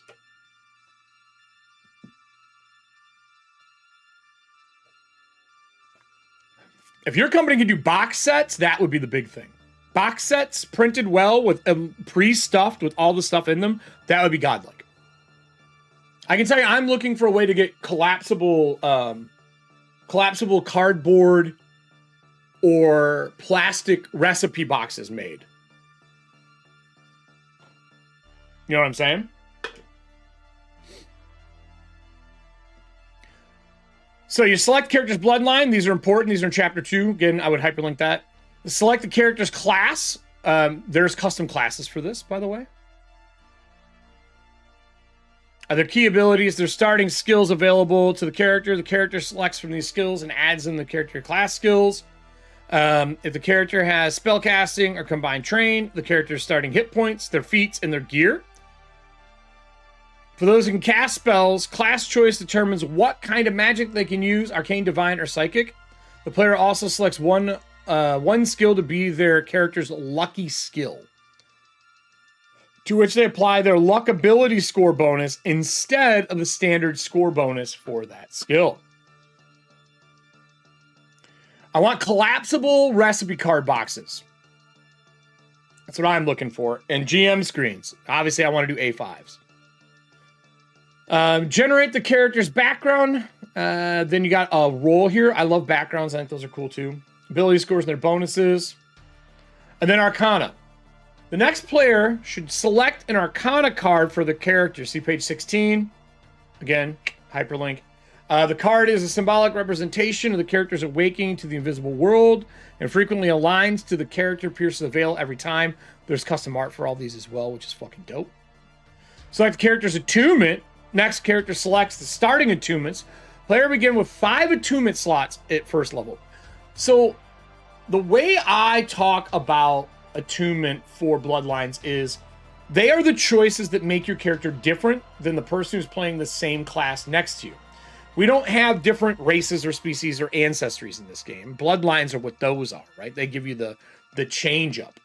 And then the Arcana is kind of what you're tied to. And they also have a lot to do with mechanics and storytelling once you're running the game. Put it all together, having made all the critical choices, you get your character. This part makes me really proud, Jay. You did a really good job with this. I love the new character sheet. I love the color-coded fucking, here's the breakdown. I love that you did them. I would almost have thought about making this yellow. Maybe you tried it, you know what I mean, to call out those things, but that's up to you. But I do love this. Just overall, this is a great way to break down the character sheet and showcase how each section is done. Fucking brav fucking O. You got a complex character sheet that has more on it than Shadow Dark, more on it than a 5e sheet, but it is all things that make sense. And this is usually a slower progression than a 5e game, and you're not going to level 20 out of the gate in this game. There are some things in the future that Jay may talk about when we do an interview, but this doesn't go that high. And then you got your last sheets here. Creepy. Actually, let's just talk about what's on the sheets here. I didn't even think about this. So you got all the normal things up top that are like your regular character sheet. You got your Pierce the Veil die, your class die. I love that it's up top. You got a nice icon for it. Portrait if you want to sketch it in. I hope the hyperlink one lets me drop a circle image in. Like drop my character and have a circle image. That'd be dope. You got your stats and all your bonuses across, your skills and the bonuses. Then you have your attacks and weapons. You have your armor class that is here. What is this down here? Oh, all of your different conditions. So you can check if you have a condition on you, which is cool. I'd probably put a laminate sticker over mine if I was running, like playing this game. You can buy little laminate stickers that are stickies, and I'd stick it over there and just fucking write on them and dry erase. You know what I mean? Yep. Yeah, oh yeah, I know they're in the back of the book too. 100% know that. I just want to showcase the color coding. Your Bloodlines abilities, and then over here you got your class abilities and traits as well. The one thing I like in here, what I like on character sheets that I like as a reminder, to write the fucking page number. So I usually put a PG at the end so you can put a page number. I tell all players when you find your abilities to write the page number down. Because my thing is players always forget where things are in a book. If the page number's there, they can tell the entire table's on page 31. It also allows you to quick reference things later on. Really cool. You got your dosh, your spells, and your attunements. And then you got your bonds, ideals, personality, ideals, bonds, flaws, backstory. I'm curious to see if you did anything special with this as we go through. And then all the little things, your languages, all the little extra stuff, your notes, story notes. And then down here, we got a little shortcut cheat sheet on the back of your character sheet. They kind of tell you how to do everything. This is really good if I'm going to run this for a group of players that don't know what the fuck they're doing, or they maybe haven't played a game before, or you're just drunk and need a reference. And then we go down to the character sheets at the bottom. Arcana. This is a storytelling tool. There is a deck. There are archetypes. There is, Jay gave me a link too, which I'll drop in chat for those who are interested right now. Is that link for the Arcana something that is purchasable currently, Jay? Do you know?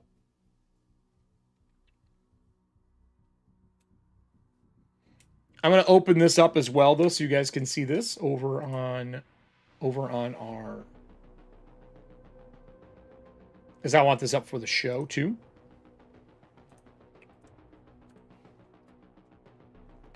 There's Arcana. Oh, yeah, Arcana's up for sale right now.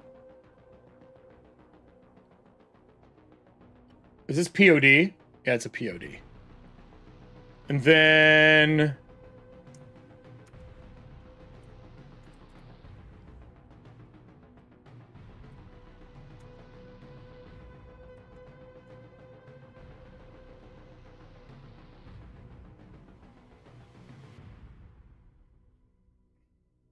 All right. So I have those pulled up. We'll use these in a little bit. 500th post today. Congrats, Jay. For your Patreon. Is there a PDF version of the Arcana too? Like if I just want the PDF, can I buy the PDF and print at home?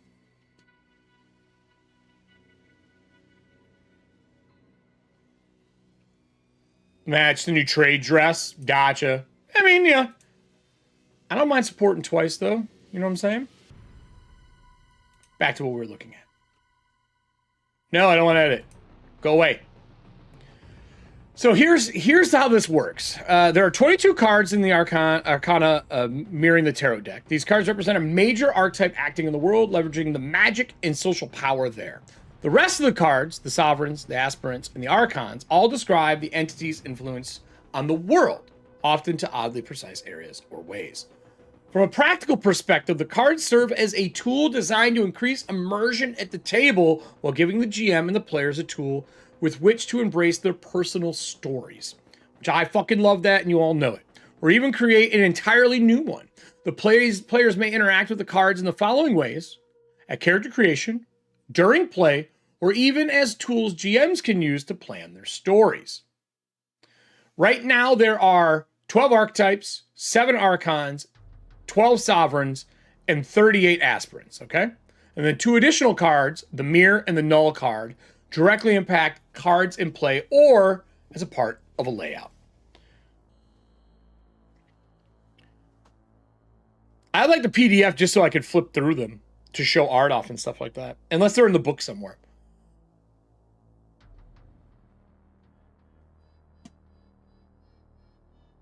So, we have the Fool, the Magician. You can see, I'm just going to randomly draw one. We're going to do 10 down, all right? 1, 2, 3, 4, 5, 6. Oh, they're already numbered. Check that out. 10. The Wheel. The character adds their class die to drive skills. Characters make their drive skill checks at advantage. Real simple example of how to use it. You know what I mean? Like, it's fucking dope. Like, the fact that that is something that you can do. Why is this not highlighting? Bitch, do what I'm telling you to. I want to highlight this so that when I do my review, that I call this one out. Right? Okay. Jay says, so alongside the new trade dress, the revised Arcana will have a PDF with art. Dope.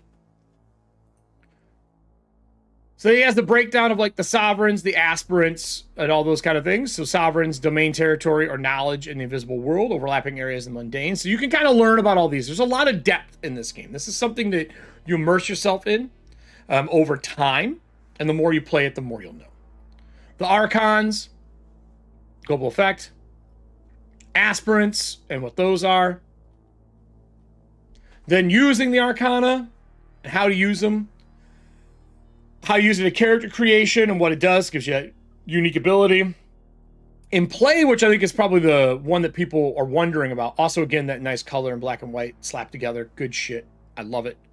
At the beginning of a scene or at the start of combat, the GM draws between 1 to 3 cards from the Arcana deck for the party. The optional 1 card for the GM. Narratively, the GM can use the themes of the cards to help describe the scene. Mechanically, 2 things happen. First, the global benefit of each Arcana card takes effect. Boom. Second, if any of the characters are attuned to the drawn card, that character adds 3d20s to the Arcana dice pool. See sidebar on this page. If the card drawn for the GM matches one of the player's character's Arcana, the GM adds 1d20 to the Arcana pool. So now you got like an actual, similar to like a Doom or a mechanic that you can use. It's like super advantage. But they're dice that you can pull. In some instances, cards drawn from the Arcana may change during an encounter. When they do, boons or benefits they provide change with them. Some characters, like the Occultist, or Occult, as I like to say when serving hands is here, may spend actions on their turn to force the GM to draw a new card from the Arcana and replace the card currently in play. Basically forcing a hand change. And then uses for the Arcana. Game Masters might choose to include a card from the Arcana at a critical point of play, pulling a single card when a player, character, or foe is attempting a particularly difficult or dangerous task, using the card to describe additional difficulties of the universe's response to such absurdities as magic, the occult, and the individuals who live in the world, which is really dope. I love that this is kind of like a storytelling thing. I think that the Arcana is the part that I wanted to memorize the most when I was running it, to make sure I could just pull something and use it. And it's something that over time you just get used to using. I also think having it in front of you makes a big fucking difference as well. You got your Arcana pool here. This is new to me. I don't remember this in the old one. Why does it skip that? Weird. It skips this little piece. I can't highlight it. Huh. Odd. The Arcana pool represents power a character draws from their connection to the Arcana. The Arcana dice pool contains a number of d20s. A character may spend one of these d20s as a reaction to grant an ally advantage or impose disadvantage on an enemy. Before or after the roll occurs. I love that. I love that. The GM may use the Arcana pool to grant advantage to an NPC or impose disadvantage on players. Dice in Arcana pool lasts until they are used or the Arcana card granted them leaves play.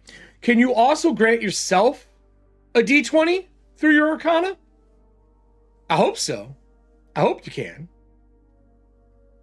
It just says an ally. I mean, I guess I'm my own ally.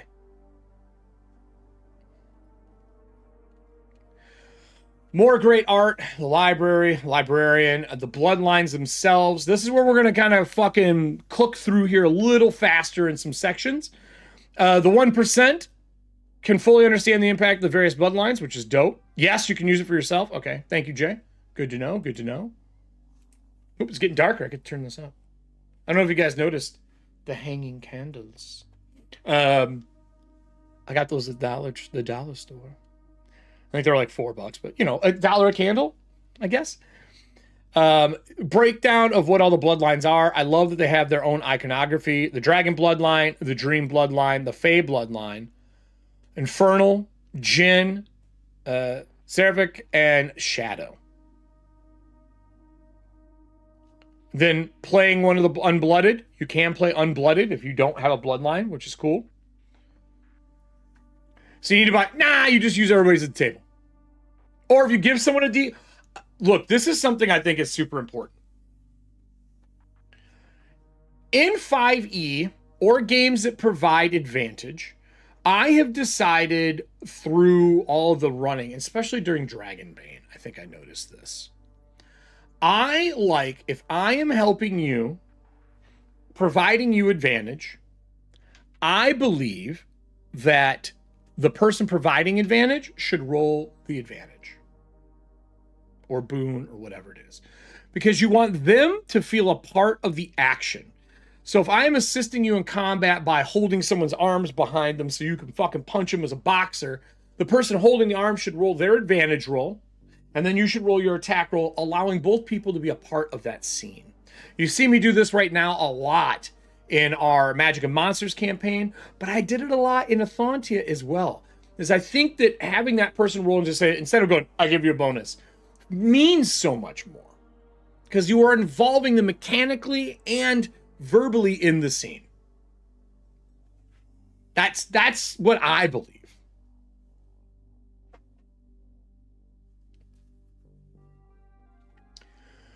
So anyway, you could play an unblooded, but we're not doing that right now. How a bloodline manifests, a good breakdown of how your character inherited it. You could have killed someone, awakening it, Highlander style, baby. Little fucking Highlander access. You fell in love awakening the power of your bloodline. You beheld something of great power, endured an intense period of magical activity.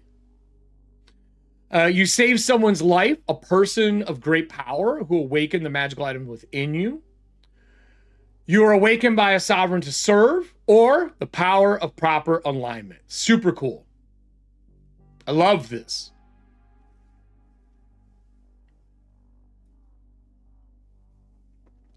How to play a blooded in an organized world. Right? Then you got lineages, families, and magical houses. So each of them, this has got a little bit of that stuff that we loved from Vampire the Masquerade, where you're involved in something. Because you're blooded like that, the only people who understand the bloodline you're a part of are the other people who have that fucking bloodline.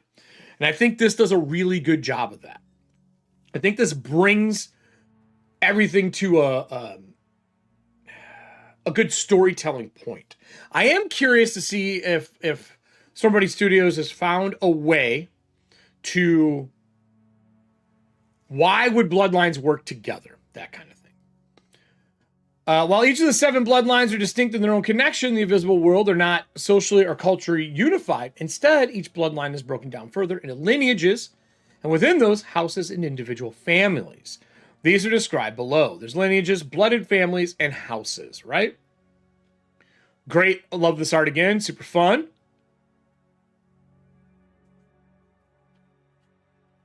Sidebar bloodline attributes and attunements. Sidebar bonus spells. These are big sidebars. Who is not a spellcaster? Spellcaster ability. Cool. D20 plus spellcaster's class die plus the relevant score ability. I love this trade dress here. This is great. The dragon bloodline. Dragon blooded. Sorry, blooded. So you got your call out for what it's giving you here. We've seen very similar designs as Pathfinder 2 was coming out. I think a lot of us as designers have learned from the quick box to help people find things. And then for those who want to sit down and read, you can sit down and read. Dragon blooded auras, the dragon blooded abilities, then ancient magic. And you got your attuned benefit at 1st, 3rd, and 5th for bounded. Cute art. I actually like this. I love the fucking all-in-one. He looks like, is he a sailor? He looks like a sailor. Right? Then you have the secrets. You have the gaze, eyes of a dragon, snake stride, and temple's last secret. Now, I want to explain something here. These are abilities. Remember, this bloodline may select two of the following bloodline abilities. They might also select any of the universal abilities on page 38. Again, I would hyperlink this. So you can pick 2. So you could be like magic attuned and have snake stride, right?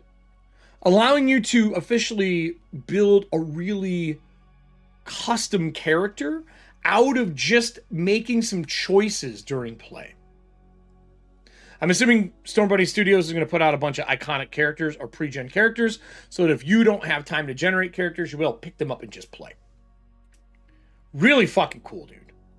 I love this dev sidebar that's like, yo, hey, fuckers. Hey, fuckers. This is how you do shit. I love that.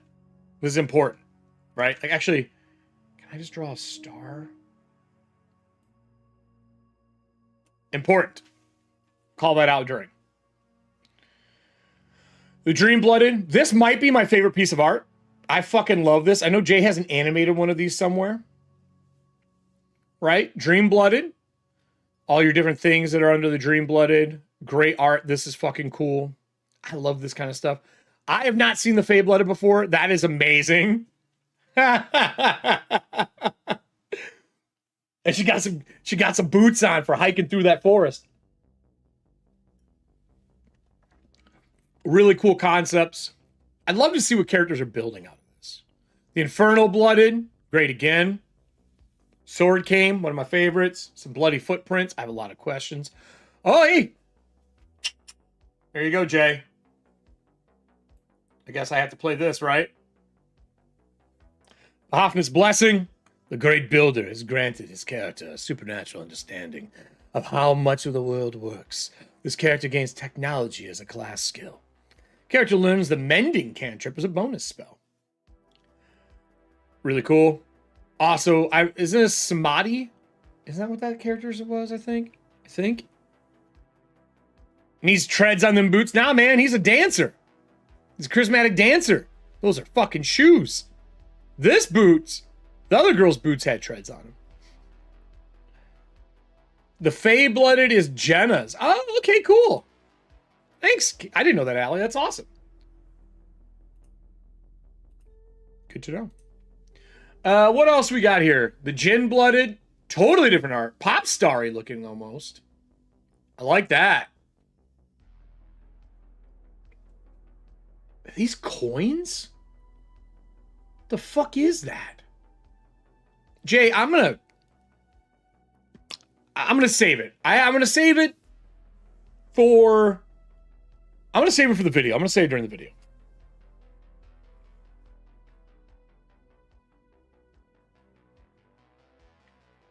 I'm writing it down. I already have a thing that I want to say about this. Erik Blooded, dope. Just do regular, dude. This art is so good, Jay. So good. What's Allie's? Which one? This is Allie's? Or the Baron is Allie's? Seraphic? Seraphic? Is it Seraphic or Seraphic? Seraphic. Seraphic? Angel Blooded. Seraphic, right? It's not Sarah. It's Sarah. Seraphic? I don't know. I always fuck it up. It's one of those ones I have to look up. Oh, look at this dude in his pimp suit.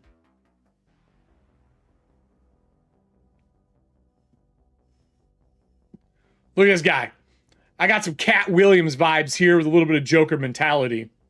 The shadow-blooded aura. I love this tech kind of stuff. This fucking art makes me so happy. Seeing the merger of like mysticism and magic into it.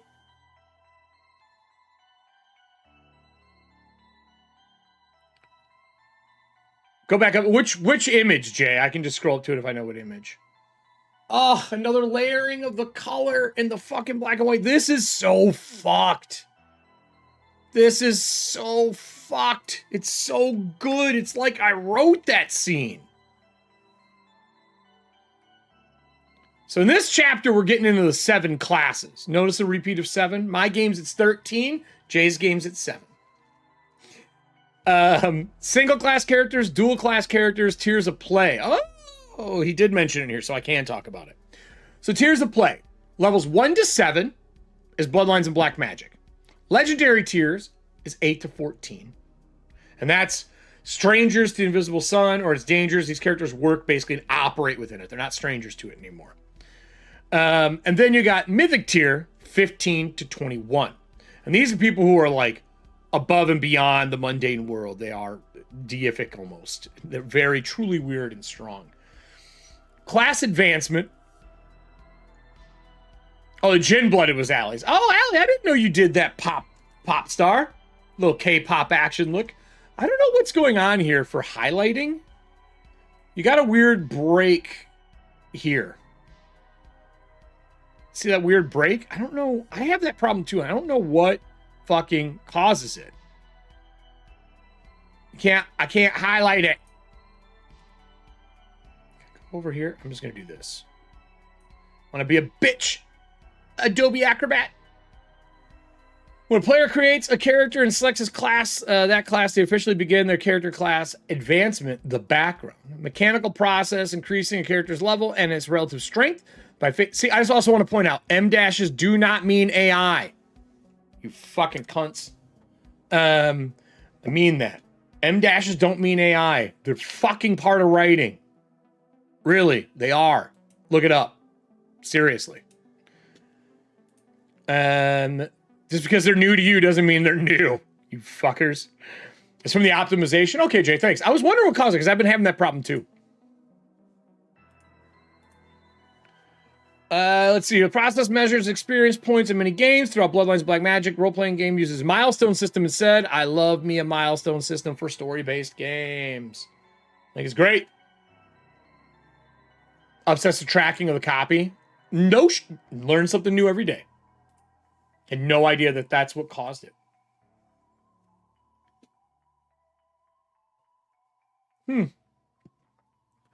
Good to know. Heroic tier, novice at 1. You got neophyte, expert, veteran, legendary. Cool. These are the titles described below. Right? Class advancement. These are all your advancement pieces, from armor to weapon training to class dice to class score bonus to class skill bonus to hit die to hit points to saving throws. Another one of the lovely cards. Another stack of color in black and white, which I think is fantastic. I love that style. So let's go through these. I remember a lot of these, man.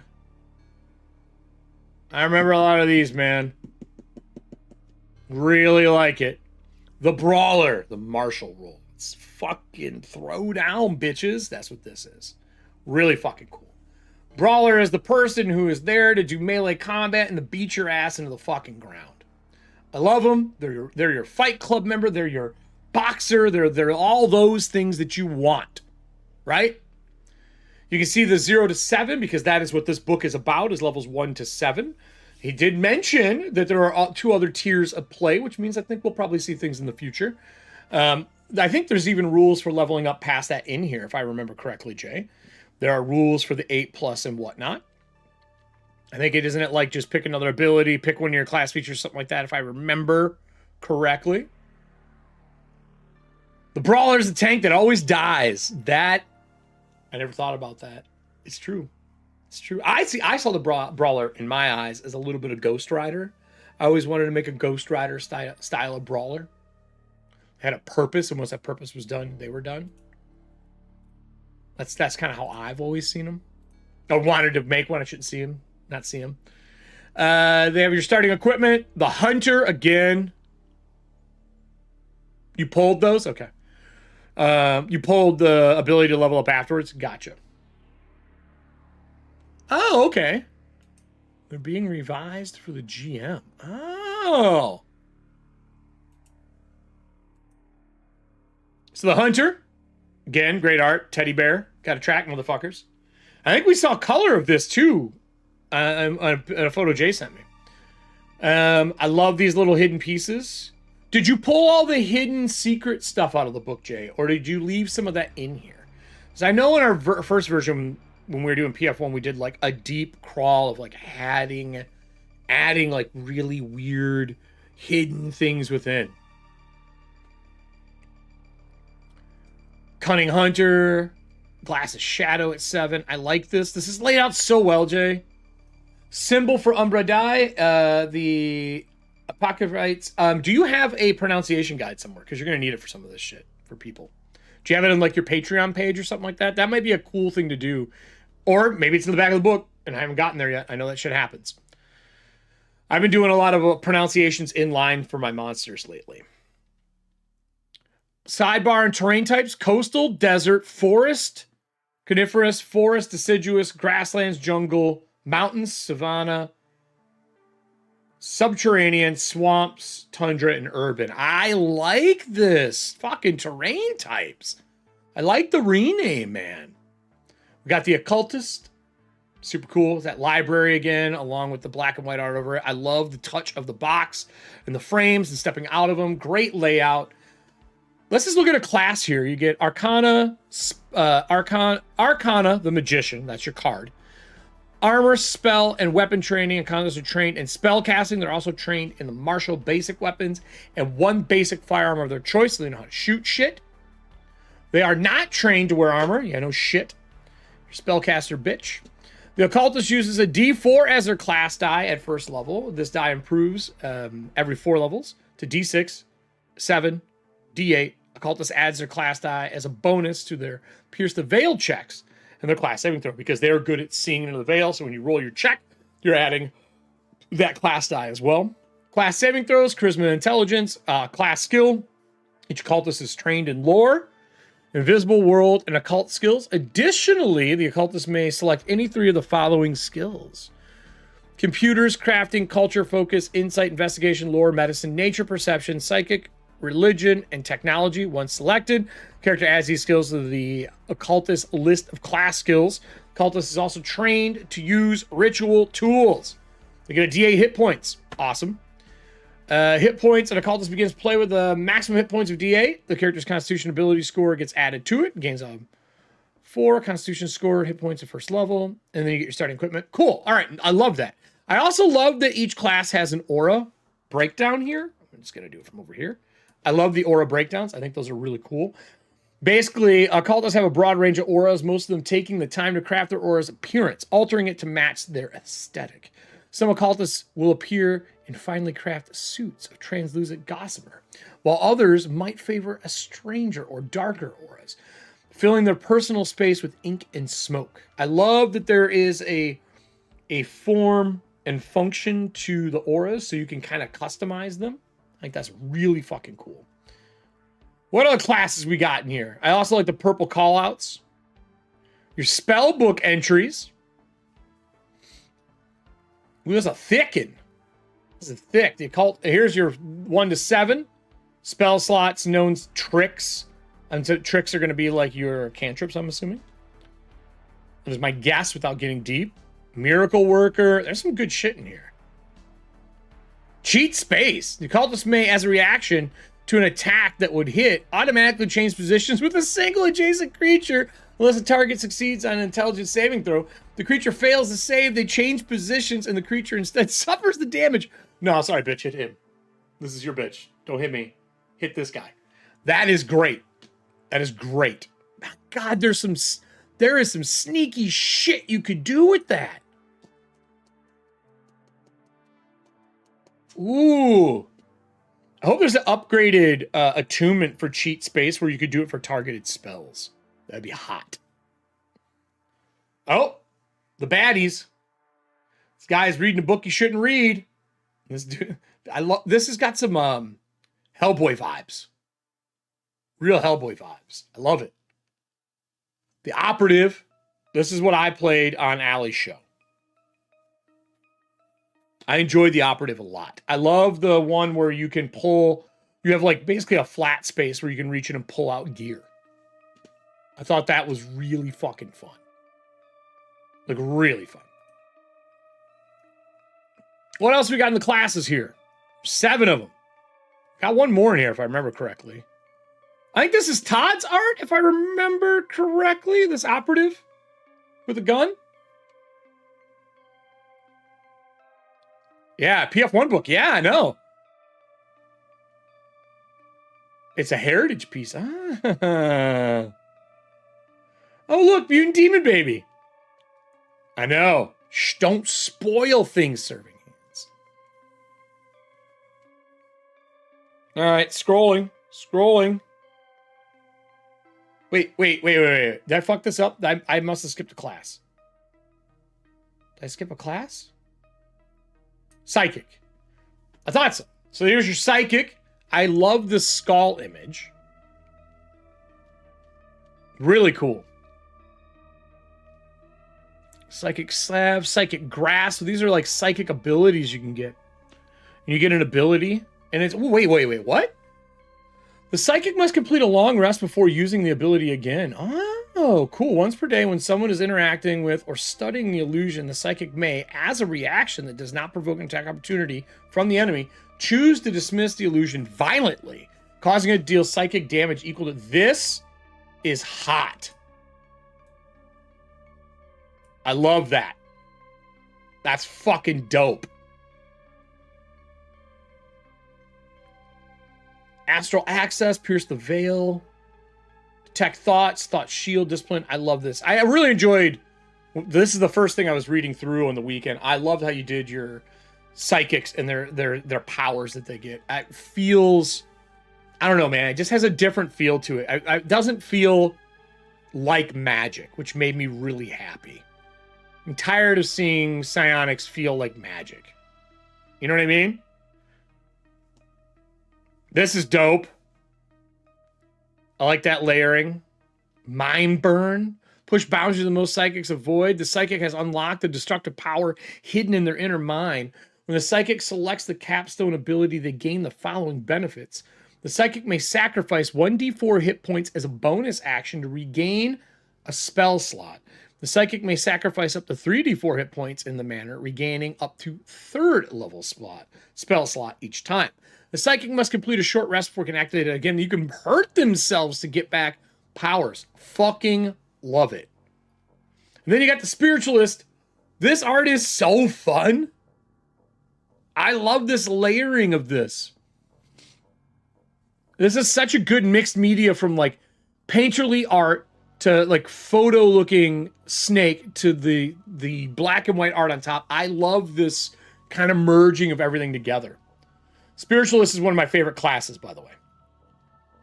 Really fun. I love how they function. I like their spells. I like everything about them. What is your favorite class, Jay? Do you have a favorite class? Actually, Jay, do you get to play your game ever? Or have you only run?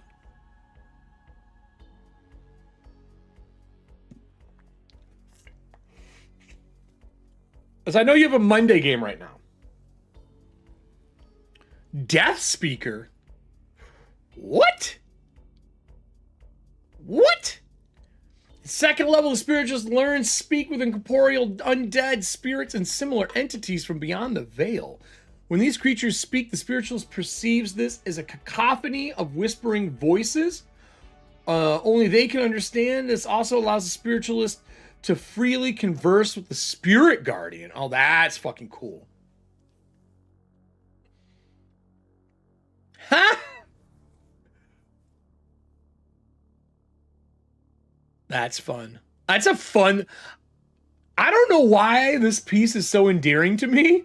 I think it's this face, man. Like, I'll be honest, I want a Mead notebook. I want one of those old school bloody... Hold on here if I can do this. Hearts like this with the drips. This is what I'm envisioning. Oops, shit.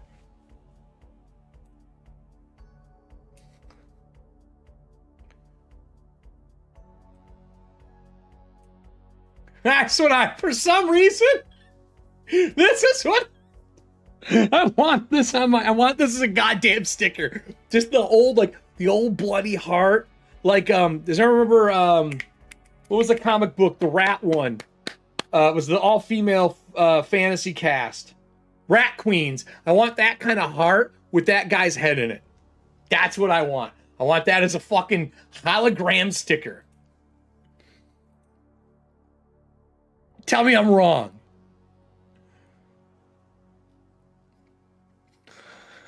Dude, it's so good. I don't know why. It reminds me of something like you're a psychic and you're seeing like the entity of a child as a spirit or something. I don't know. It's just, I love it. I love it. It's also creepy. And then, of course, the witch. We already know this is going to be Allie's favorite. Great art for this. I love the background for it. You want to play a witch. Characters select a witch and learn to weave the old world's magic, calling forgotten mysteries and hidden secrets from the legions of spirits who wander the invisible world. When not weaving the old world's magic or communing with spirits, witches work closely with their familiars and their coven, both of which provide the witch with wondrous powers and resources others simply cannot access. Dope. Dope.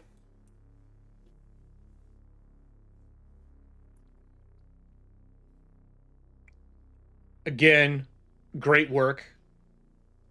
Love all the spell, the effects, rituals, invisible world. I love the list of spells. That's new art. That's really cool, dude. Jay. What? This is great. The fucking Pope-like hat, though? Bro. I mean, I know it's a White Witch hat, but it looks like a Pope hat. Great art. This is fucking phenomenal. Again, great merger of the two things together. Smart. Really smart. Fae of the Winter Court. And there's so many choices as you level and things that you get. I adore this. Jay, are there archetypes in this game? Do you have archetypes? I haven't obviously gotten there yet. Like, do you choose a Witch's Pack, Coven, ability score? I don't know if you had archetypes or something in there in this. I think I remember when we were talking, you mentioned something like that. I'm just scrolling through this kind of so we can get it. Oh, look at the little black cat. Witches get familiar. Yep, they sure do. Legacy and lore. Don't fuck with this guy. He's willing to ash in his own beer. Don't fuck with him. Any creature who's willing to ash cigar into their own beer and drink it, you don't want to fuck with them. I was wondering if you did. I don't know if it's necessary because you get so many fucking choices. You know what I mean? Like, I don't know if you need it. Oh yeah, here, this is dope. Your legacy, your background. So you got a D100 table. Again, this is a fucking star for me. You got a D100 table. What page is this? I want to make sure I hit this during 77. I definitely want to hit 77. This is legacy. And then I need to put the table of contents page so I can just type it and go back and forth. I still want to be able to have at the bottom hot buttons to go back and forth to things. So you can just click it and go back and forth. I wish Adobe would add that. I wish someone would program that in for me. Academic, acolyte. So these are the things you get to help make your character that kind of round out your background, who you are, what you did, shit like that. Like you could have been born in a bloodline, you could have been an agent, so on and so on, right? These are awesome. These really kind of summarize modern day backgrounds. And I think you did a really good job with these. I'm really happy. And they feel, so let's just look at, for like example, let's look at, which one was I looking at earlier? The suit. The character's corporate climb has revealed to them a much larger world, a world where secrets, deals, and profit-driven decisions often overlook both ethics and human decency. While this character may have retained some of or all of their values while ascending the ladder, they've also encountered enough corporate talk and tactics to destroy that naivete they might still retain.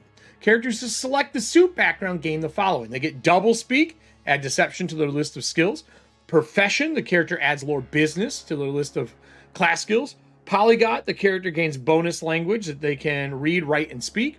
Equipment, they begin playing with a handful of personal and professional items, including a smartphone, a briefcase, several expensive suits, 6 months salary, diversified between investments.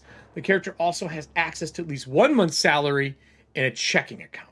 Business acumen, the character learns message as a bonus spell. You know, for all that undertalk during meetings and shit. Then you have this part here, character traits. Then you got your personality, ideals, your bonds, and your flaws. Did you do anything special with these? Do they have mechanical things? Like when I run 5e, if you lean into your bond, ideal, or flaw, you can do each one once a session. If you can lean into it into a scene, I will give you an inspiration during that scene. If you can use it as a reroll. Have you found a way to do anything fun with these?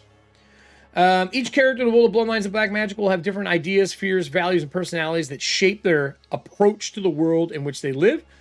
Though these views and ideas will be inevitably shaped by a character's background, any number of singular events or occurrences could change or alter these. When a player character creates a new character for the game, Bloodlines of Black Magic, they should roll on each of these tables to determine their character's traits, rolling on each table. So you got, like, personality. This character cannot find any joy in life.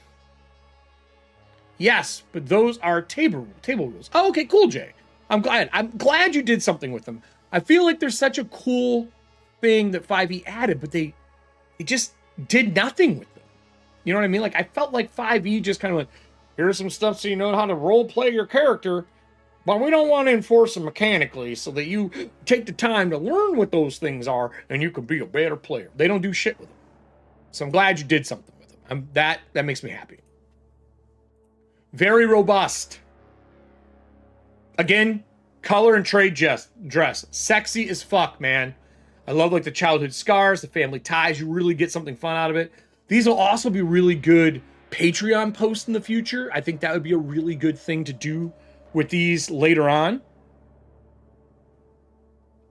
And then for your adventures too. Like, if you do a big adventure arc, you can do a table of these that you can roll on.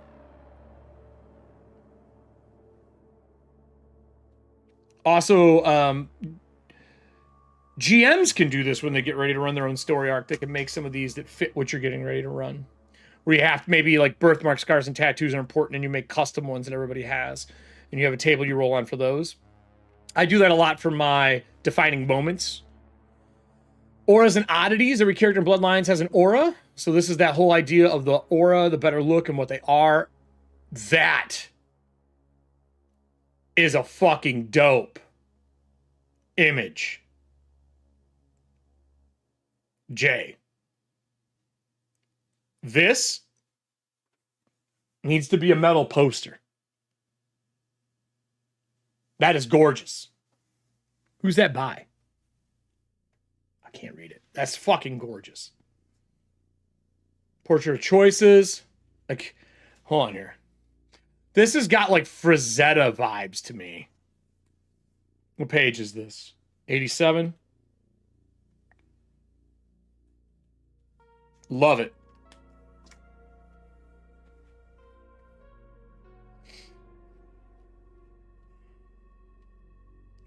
Five skills, trainings, and feats. Great. Some crow vibe here. How did I find my secret chill skull? yeah, that's what it is. Hold on, let me scroll back up. This is your secret chill skull, serving hands? Is that what you're saying? This is where you hang out on the day, on the reg? Is this your spot? Just you and your little fucking... It would be a bat for you, though, not a dragon, right?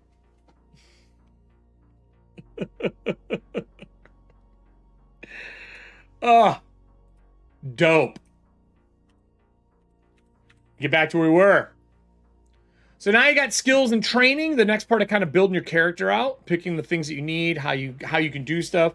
You can tap things untrained as well, which is important. But then if you're trained in stuff, you get better bonuses. We have rules on taking 10. Taking 10 takes up to a D4 minutes. As a GM, I would just probably say it takes more than, seconds. Passive skill choices. I love passives. I use passive stealth all the time.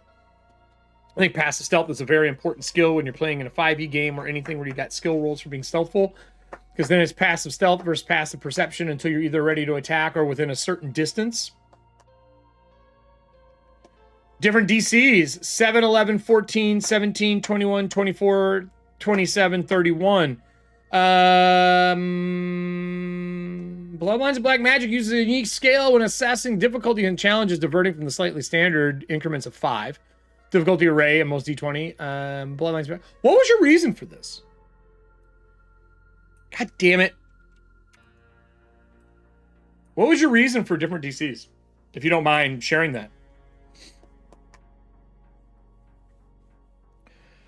Failing ability and class skill checks. Everyone fails. I love, you got a little thing on this. I love this art piece as well. It's endearing again. Risk management. Cool. These blue call boxes were a good choice, Jay. Then you got failures and setbacks, kind of breaking down like how it works, so you know how to read a die, which is something that all GMs do. But seeing a call out on this helps newer GMs learn how to do those call outs. I think they're important. Okay. It follows a different scale and curve. The spread is broadened. Gotcha. So it allows for more variancy in the spread. A roll of 20. Automatically succeed. I'll boost that. Your lucky skill. I love that you have a lucky skill. Again, fucking dope. Skill attunement. I like the table breakdown here. I think this is really cool as well. That kind of tells you what each one of the classes gets.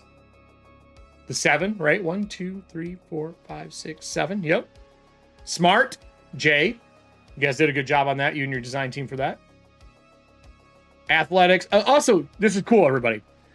I love that it has athletics. He has in the bracketed what it is. He gives you examples of what they are and what you use them for, which I think is fucking cool. But what people don't understand is you can attune skills. So if you attune, what is this one? Athletics. If you tune in athletics, it's second level. The benefit, a character who attunes with athletics can add their strength or constitution modifier to any intimidate skill check they make. Super fun. Super fun. And then, like, fourth level, the character doubles their strength score bonus while they make athletics check to push a foe. And then it benefit at sixth level if it's bound, because there's attuned, aligned, and bound. There's 3 tier levels of how you can attune something to yourself. This character does not have their movement when carrying any weight, provided they do not exceed their total carrying capacity. Additionally, they may pick up an ally as a bonus action and carry them without reducing their movement. This kind of fucking style and substance together, that is A game to me. And every one of these skills has these attuned, aligned, and bound versions to really let you customize your system and customize your character in a way that doesn't feel bloated. And it makes your character stand out. Like if I'm known for fucking deceiving people, I would align myself in this. I would attune it. And when you attune deception, you learn to spell charm person as a bonus spell. I mean, simplistic. You're using rules that exist, adding them to a skill to make it have value, and then allowing you to tier that up through choice. For a crunchy system for build, but when you are playing the game, the crunch doesn't get in the way, and that is a hard fucking thing to do. Hard fucking thing. Smart. And when you only got levels 1 to 7 in this book as a core levels, you need to be able to do something that is fun. You know what I'm saying? I just picked up one of the new lucky bags. I want one so bad. Are you talking about the bat bag? I want to do that. I just can't dump that money right now. Bud season is over. I want one of the lucky dice bags so bad. I want those bat dice. They're fucking amazing. I just can't dump that money right now. I hate that you can't buy those bat dice by themselves. I hate it. I fucking hate it. Anyway, sorry, that was a side tangent. So anyway, all the skills have this. Just to clarify. Every skill has it, which is super fucking cool, right? I know. How much was it, Serving Hands? Isn't it like fucking $200?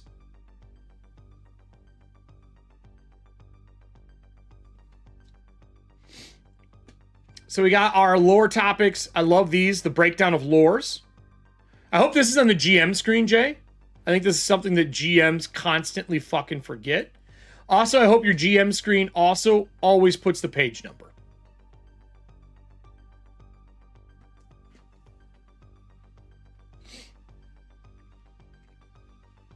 Occult, super important. The occult skill is important.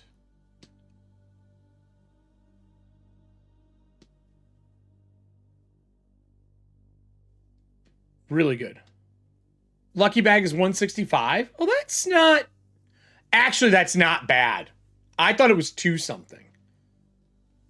I really want to do that. I would love to do that. I might. I want those bat dice so bad before they sell out. I love all these skills. I love the stealth stuff. I love the word lurk. I think that's great. And then also...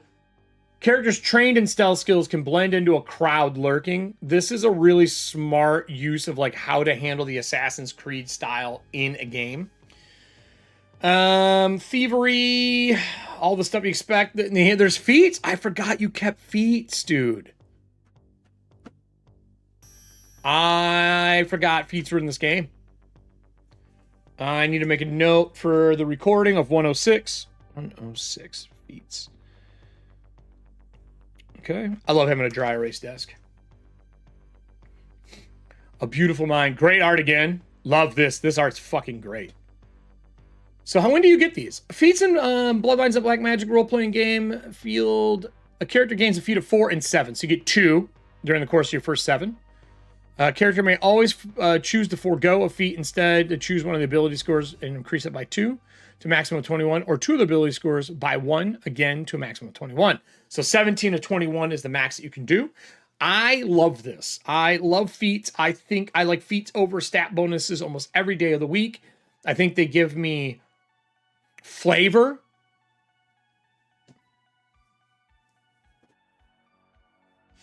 What could be better than weapon mastery? This is like a 2-minute and skill mastery combined that provides synergy with everything. Are you talking about Spellhawk? Are you talking about the ability to attune to things? Armor, the Invisible City, Athletic. These are some really cool stuff. I love the table. Thank you for making a table. Printable tables are always important.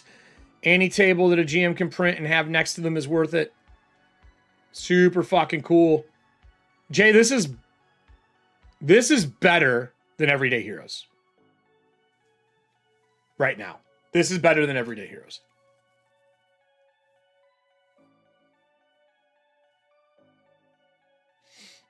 As of right now, I don't have a reason to play Arcana Modern using Everyday Heroes. I can just play this.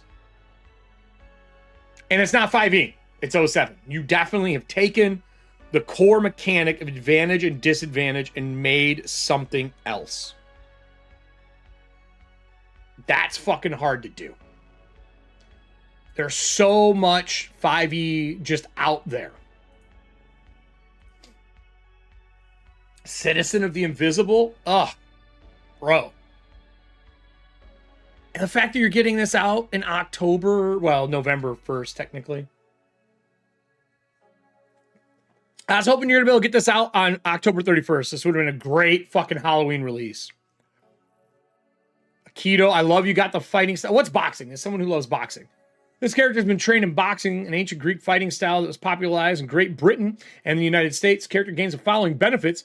Provided the character is not wearing armor, wielding a shield, or encumbered, the character's armor class is equal to 9 plus their class skill bonus, plus their dexterity score, plus their intelligence bonus. Smart. It is int and dex. You are correct. Whenever the character completes a short rest or uses the brawler class ability, Second Wind. Yes, finger guns, pew pew, baby. I 100% agree with you on that. Whenever the character completes a short rest or uses the brawler class ability, Second Wind, the character doubles the hit points they receive. Nice. These hit points cannot exceed the maximum hit points. I'll tell you what, man, a boxer knows how to rest and heal up. You gotta. You gotta.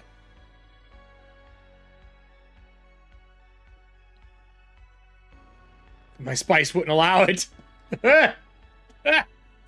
We could have if we ignored some of the errors, but my spice wouldn't allow it. True. True. Just say it came out at midnight. That's what I would do. Whenever the character completes a short rest, it uses the brawler. Okay, so when a character makes an unarmed attack with their, scrolling up, with their fist, they deal damage equal to their class die plus their strength score. This class die really sings. Way more than I thought it was going to. When you are using it as a way to integrate it as a base value of rolling, it does something. It does something. It's a very smart design. Very smart. I'll go through all these other mixed martial arts later. Dev sidebar, multiple fighting styles. Ooh. Most of the different fighting styles that a character can select provide the character with a formula to generate their armor class, provided they are unencumbered and not wearing armor.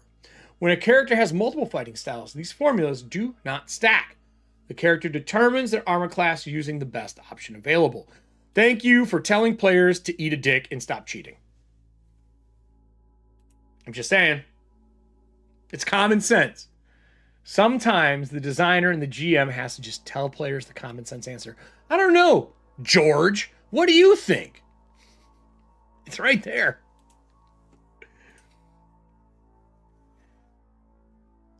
Really cool. We're going to scroll through these. I don't read them all right now. We're going to scroll through them all. Ooh, Pilot's got a big breakdown. Parkour! Parkour! We've yelled this so many times during our Daggerheart game. A firing sidebar, firing position, sharpshooter feat, uses the language prepared fire position for a reason. Benefits that this feat provides requires a character to find a suitable location from which to shoot safely shoot. This position conceals the sharpshooter while giving them a clear look at a wide area downrange. This is known as firing position. To prepare a firing position, a sharpshooter alongside the spotter, if they're using one, must locate a clear physical location in which the sharpshooter can kneel, lie prone, or otherwise rest while studying their target from afar.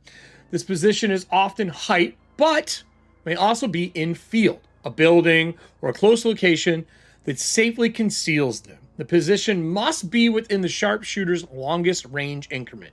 And I'm assuming this longest range increment is based on the gun that they are using. A shooter can clear and prepare a firing position in about 30 minutes, although the game master may adjust this time to account for environmental conditions as well as anything else. So, like, setting up a scene, you could go in and you'd be like, all right, what is everyone doing? Like, I want to go set up a fucking sharpshooter position in the house. I know that I'm going to be across the street. I'm going to lay on the roof of the people across the way and line up so I can see inside of this gigantic mansion to provide cover fire when they go in. Smart. And then they can still be a part of conversation because this is a modern game with modern ways to talk to one another. Love it. This is a genius sidebar. And this obviously comes from somebody, because Jay, again, like I've said in the past, thank you for your service. But we all know this comes from people who have fired a lot of weapons in their life. And as somebody who has fired a lot of weapons, duh. I'm just saying. Sidebar languages. All the languages in here. I love languages in a game. I'm tired of seeing them get wiped away. Ooh, fun art. So this is important. I think this is the part of the chapter playing the game where things in most games get confusing and run down. So I'd love to see there is a how to play the game. And I'm scrolling through this quick because this is something you're going to have to read on your own. But you're breaking down things like the flow of combat. Can I draw here? Flow of combat, which is important. Bonus actions and how to handle them. Types of actions, your moves. It looks like the action economy is the same thing we know from 5e, which is your move, your action, your bonus, and your reactions. Special actions, critical hits, and making an attack. Hey, it's our girl. Firearms, exploding dice. Ooh, wait, what? Yes, baby. Exploding dice is my favorite thing in a game. The fact that you kept exploding dice make me so happy. I love exploding dice. Page 122. Firearm, boom. Is what I'm writing down. Example, 2d6 plus 1 points of ballistic damage on a hit. He doubles the roll, rolling 4d6 and adding 2 additional points of damage. He rolls a 1, a 3, a 4, and a 6, dealing 16 points of damage because he rolled a 6. However, he rolls it again, adding his results. He rolls another 6. He sets aside, because it exploded, and rolls 6d6, resulting in a 4. He adds both, adding a total of 26 points. Nice. I love exploding dice. Exploding dice feel good as a player. Ooh. I've not seen this art. This is new to me. I love this. I love this set piece in the back. This is gorgeous. Wearing armor, how it works, temporary hit points, damage types, non-lethal damage. You kept all the things that you want in a crunchy modern game. Saving throws, death saves, resistance, immunity, invulnerability, movement, space, all the things we know already. Jay, this is amazing. I love this drawing where you got the different styles. You kept your blue piece to keep that kind of draw. I love this. This is clean as well. Teaching people how this works. I'm hoping these tokens will become available in a pack for people who want to stream and run games where we can download these token packs. Whatever token packs you end up making. Some good speed rules. How to handle that. Changing movement and speed. Resting. Hilarious. Hilarious. How movement works. I'm assuming you talk about cinematic style play as well as tactical style play, which I'm just scrolling to see if we get there. Custom designed all the backgrounds. Nice. Levels of exhaustion. That's some PF1 holdover, right? Levels of exhaustion, shit like that. Dope. I love this. You broke the trend. You went all color, though, my guy. Great picture. Love the book. This book is fucking dope. Need a sticker sheet, my friend. Sticker sheet. I'm telling you right now, I'm going back to 3-ring binders, A5 style, printing everything in a 3-ring A5. Jay, I don't know if you saw these.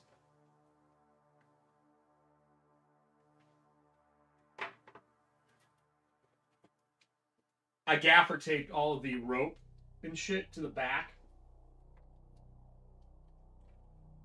of my thing so that they float. So I went back to doing these for all my games now, for my characters. I stickered the shit out of them, right? But the way I've set them up is these were from... Let me just cut over. I've showed this off before, but I want to show it off again.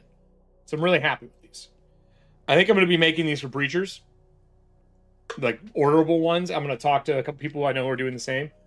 But going back to the binder style, where you have your folder piece in them. I've made a custom A5 sheet for my Marches game. It comes with all the paper in it already, blah, blah, blah, blah, blah, right? For notes and shit. And then I made custom magic item cards. I just made these in Canva. So I have the custom spell cards and feat cards so you can kind of see what they are, right? And how they function.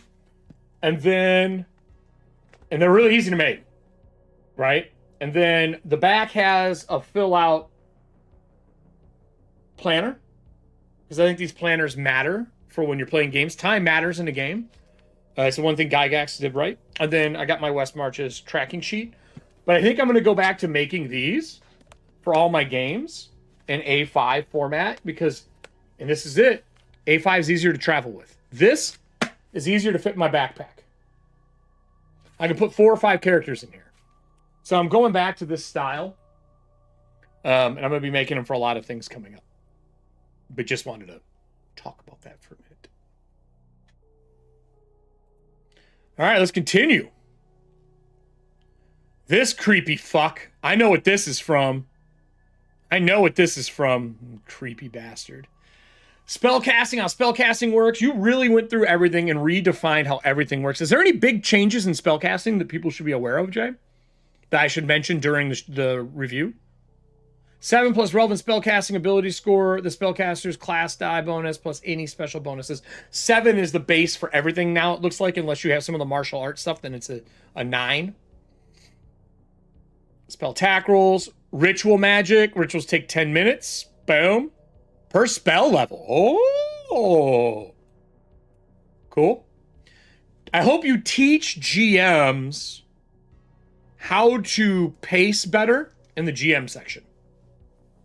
We got a whole spell list. I'm gonna scroll to a spell. The appearance lines. Okay, gotcha. I'm gonna find a good spell that I like. Alter Self is one of my favorites, so we'll do this. We're gonna read through Alter Self.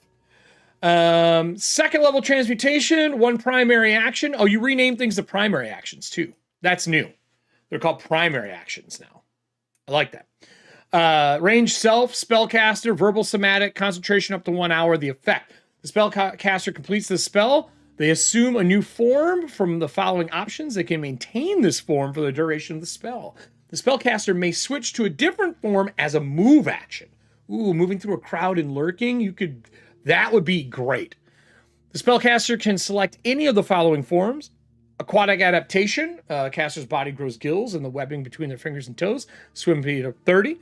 Avian appearance. The caster's body grows wings, reducing their body mass a tenth of its former mass. The spellcaster gains a fly speed of 30 feet, but gains vulnerability to bludgeoning and slashing. This is hot. Is that custom? I don't feel like that's how the original one worked, Jay. That is really good. 141.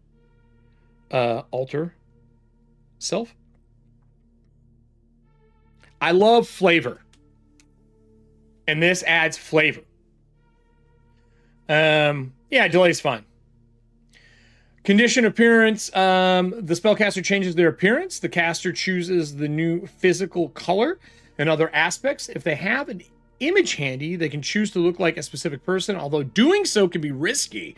The spell only alters the physical body to match the resemblance. It does not change their voice or mimic the target's knowledge. When cast, a spell does not alter the caster's gear or their statistics. Natural weapons, the spellcaster grows claws, fangs, spikes, sharp scales, horns are their natural weapons. These weapons deal a d6 plus the target strength bonus points of bludgeoning, piercing, or slashing damage, depending on your form. You are trained in these weapons and your class die as a bonus to the attack roll. That is fucking hot. And then appearance. How this spell manifests in the material world depends on the spellcaster's choice. Aquatic appearance, only inspection reveals changes. Avian appearance, onlookers will see the spellcasters operating a fancy jetpack. That's hilarious. Or something similar, I'm assuming. I'm assuming Avian, you could also be like, I'm on a hang glider. Something along those lines. Whatever makes sense. If you're jumping out of a plane, you could say it's like a parachute, right? Something like that.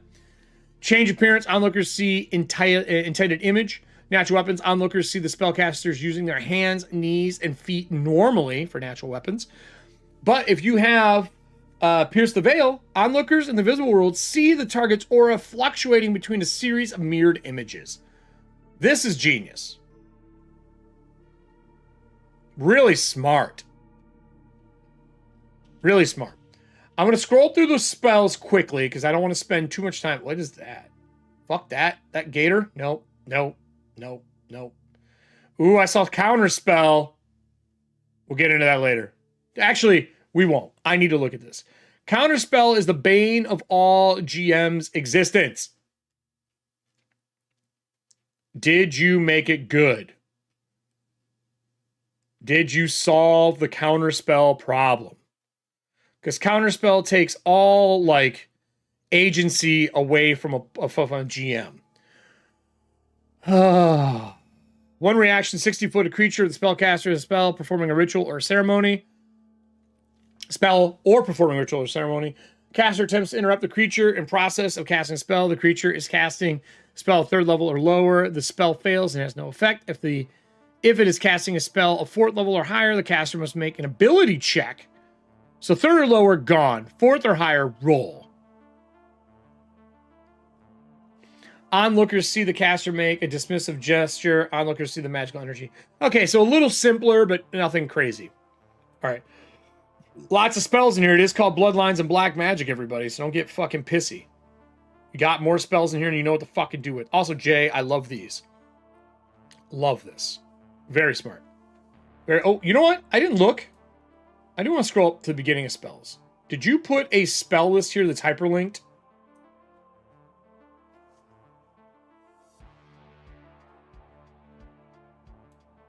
Hold on.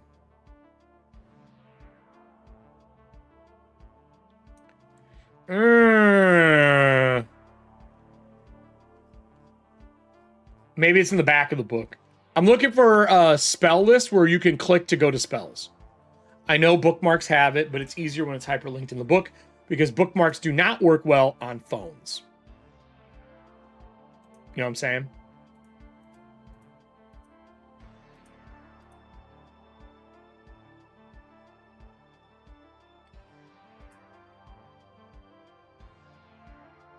I see spell lists here.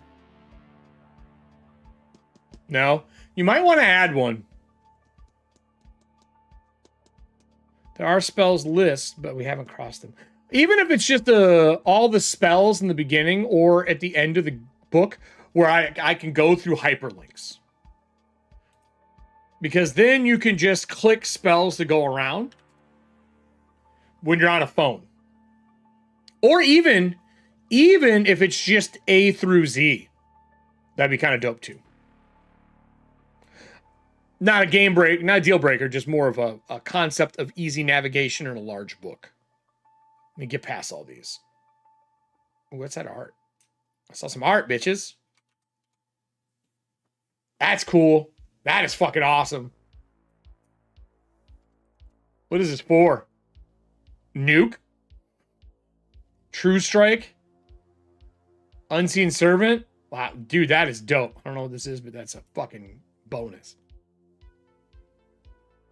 Gotcha. Okay. Cool, Jay. All right. All right.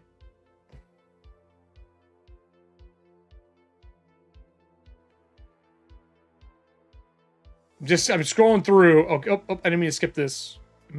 What was this? What is this section? I use this song for a lot of stuff. I love this. Attunement. Chapter 8, Attunement, everybody. Oh, there's a color version of her. That's dope. Dev sidebar attunement block. Attunement 1, benefit. This is the boon or benefit of the character. This describes the strength of the attunement. This describes the minimum character level to attain this. Attunement typically has 3 levels of strength. First character attunes the target and aligns with it, then forms a bond, gaining the level 1. Awesome. Oh, no, yeah. Update it later. Update it. As long as I know you're going to do it, perfect. This is a fat book, man. And it's cut down. Types of, look at the fucking trash panda. Why? It's got like, it looks like it has an arcane mark on its head. Fuck this little rodent. No. No. The Arcana, so attuned. Those who choose to attune their Arcana. Oh, you can attune your Arcana. Oh. Wait, what'd you say? Smoking Nun. Did I miss a Smoking Nun? What nun? Look at the cigarette smoking nun. That looks like an 80s horror movie character. Oh, I'll have to find it. Did I scroll by it? Did I scroll by a smoking nun? Let me know. I'll pull it up. You know that's my jam.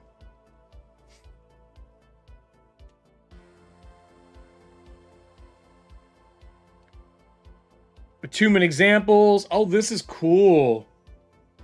Little strange places people, object, and heroes to discover. The following are examples of different types of attunement. Best friend attunement. Follow the great president attunement. I love these attunements, Jay. God damn, how did you make the worst feature of 5e good? Attunements in 5e feel like fucking garbage. And you went, no, it's got potential.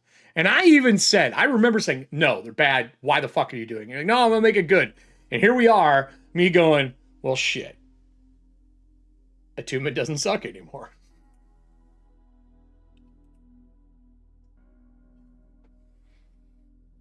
Some more Todd artwork. I remember that one.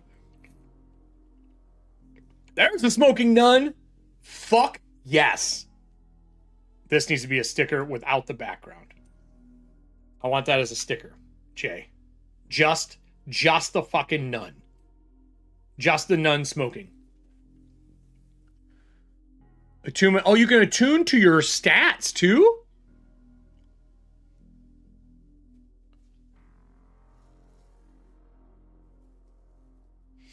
Oh, you can break your boons too. Okay. Good kind of breakdown how it works. Guns and gears, baby. You're a rebel. Let's see how your guns look in this. Bye, Troll State. Jay, did you keep the look it up online for the price? Please tell me you did. Please. Please tell me you kept it. Where, Dosh?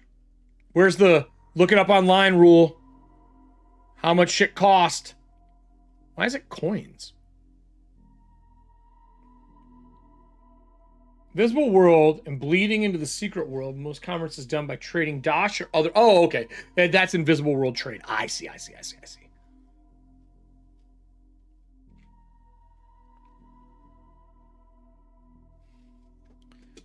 That's Jay. This is dope looking. This is a cover of a book waiting to happen. This is a great combo pack. This art in the background gives me some Alice is Missing vibes.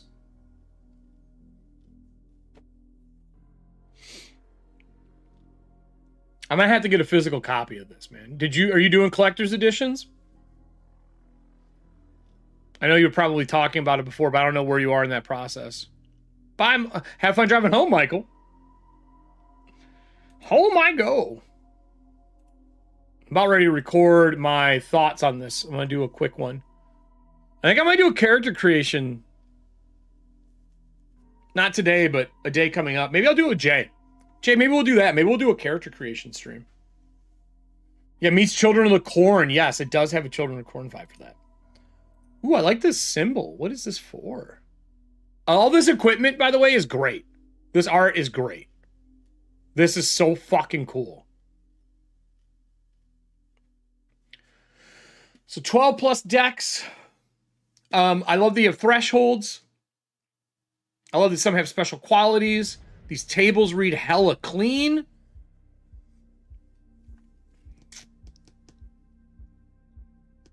I like the katana. Broadsword damage. Cool. Dev sidebar tactical weapons. These compact weapons often use cables and pulleys to gain mechanical advantage. They're easy to break down and transport. Also support arrows that specialize payloads. Cool.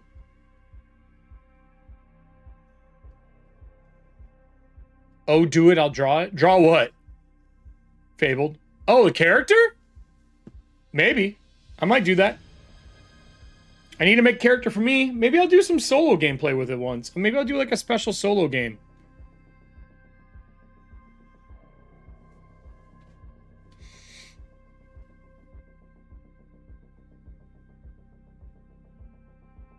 Do we have a 4-barrel shotgun or a chainsaw arm? If not, I'm starting the homebrew file now. So, Bola, Boomerang. I see you got your ballistic is the B, I'm assuming. P is for piercing. I love boomerangs. They are great weapons. And they are 10,000 BC. Yeah, you even put it there. 10,000 BC. Nice. Firearms. Okay. Firearms serves an important role in society, whether we care about admit it or not. Originally used largely to deter to violence. Today's firearms are designed to damage and kill predators, both animal and human. In Bloodlines and Black Magic, firearms have a special property like other weapons, but use exploding dice when scoring critical hits to represent their lethality. Firearms are divided into several. So do exploding dice for firearms only happen if you crit, or do they happen every time you roll the max on your damage die? That would be my question to you.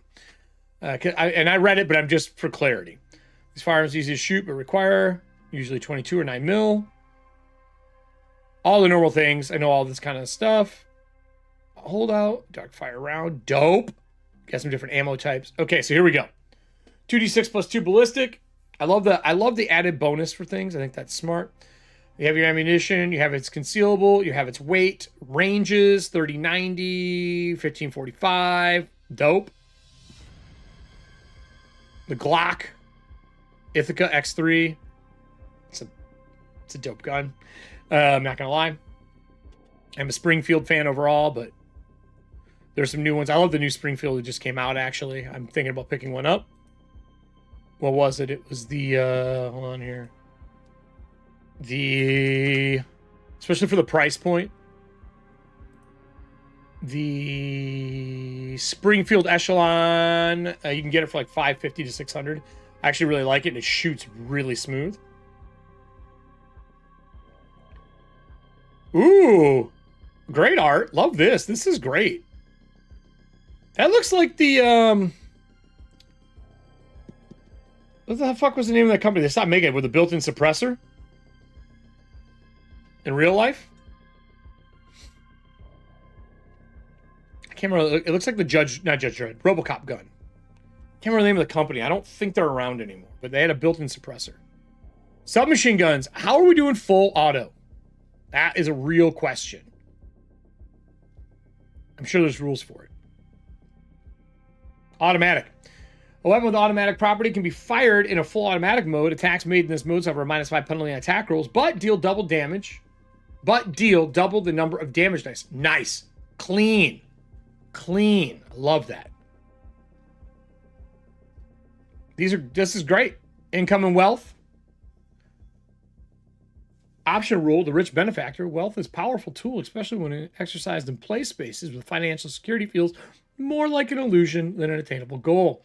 Groups who do not want to track their mundane wealth could consider electing a single individual, whether a player or NPC, who handles their functional affairs, providing other characters with important resources when they explore the visible world. So basically, if you want to track, just have somebody who's providing shit.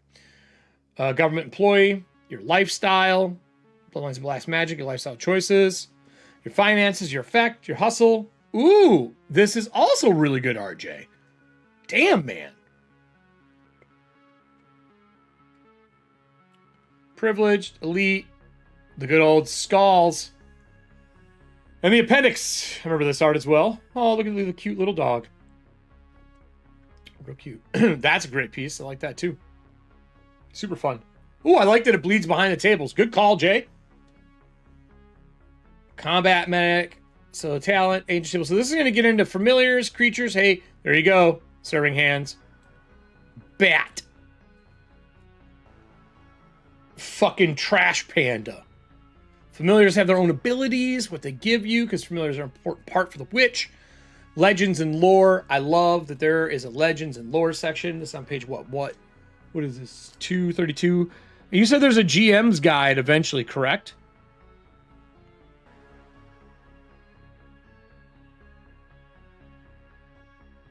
Because I think that's going to be important, like how to run the game. Like, where do you teach people how to run this as a GM? Like, you really got to kind of... This game takes special work to run. Like, you have to have a different headset. Fuck that creature. Fuck are you? Damn. Spirit Guardians. Nice. How they work. Ancestral Guardians. Monsters. Cool. I would love to look at that in advance for you as someone who runs a lot of games and teaches people how to run games. I remember this art. I love this art. Influential media. Nice little background piece for it. Books, comics, moves. Yeah, I think the hardest thing is going to be teaching people to run this game. I think that's going to be the hardest part. Music. Do I see the Crow soundtrack in here? 9 Inch Nails, baby. The Weeknd. Can't agree more. Great music for this stuff. I love The Weeknd. Role-playing games. Detective. True Detective. Afterward. Welcome to the end. Revising this book was a marathon, but we finally crossed the finish line. Now, our ending becomes your beginning. It's your turn to play them with the magic. Bloodlines of Black Magic is in your hands. You can start playing your dark, dreadful tales. As you do, consider 3 things. 1, are you paying Erik Frankhouse to run your games for you? 2, I love the little, these, yep, hey, you got them linked. Good man, good man. First, plan for the end. Second, listen. Third, finally, embrace change. I like this. This is a good kind of afterward. I wish that this highlighted better, so I'm just going to fucking go like that. Really good. What is this, page 240? All right, I think I have everything I want to say in my head. I'll pick my music for this.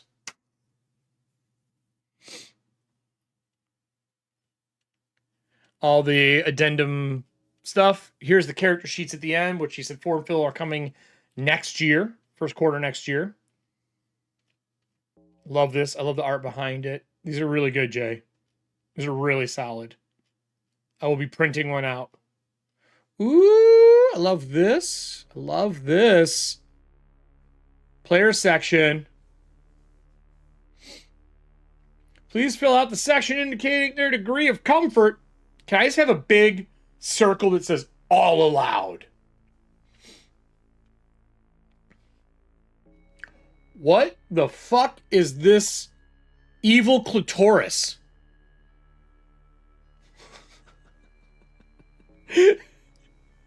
Oh, fuck. This is wild. I know it's a heart. I know. But damn, Gina. Damn. The folds of reality. That's what I would say this is. The folds of reality. Hi, welcome to the invisible world. Pierce through the veil and see through the folds. It is dope art, though. Good back of the book. Excellent. I know what I would use for running this. I have an entire arc in mind already, reminiscing about some of the stuff that I've written recently. I think this, I have an entire 6 to 8 part, well, 7 part series that I would run for this.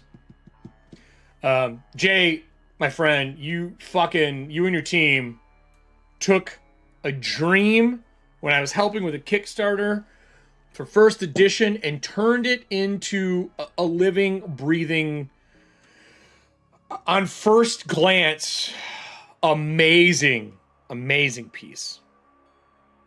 This is amazing. Jay, you guys honestly crushed this. I'm really proud of you. This is fucking cool, dude.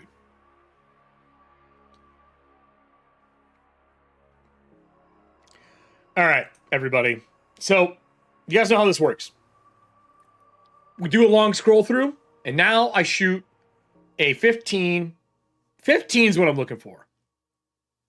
15-minute review for this. So we're going to cut back over to here. We're going to pick some music. I'm not going to use theirs. I'm going to use mine. I think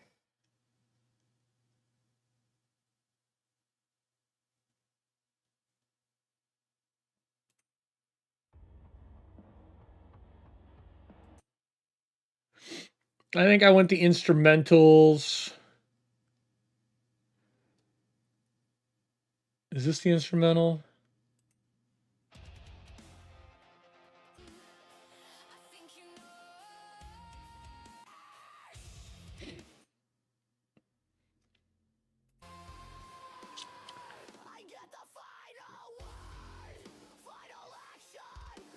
I'm looking for my instrumental.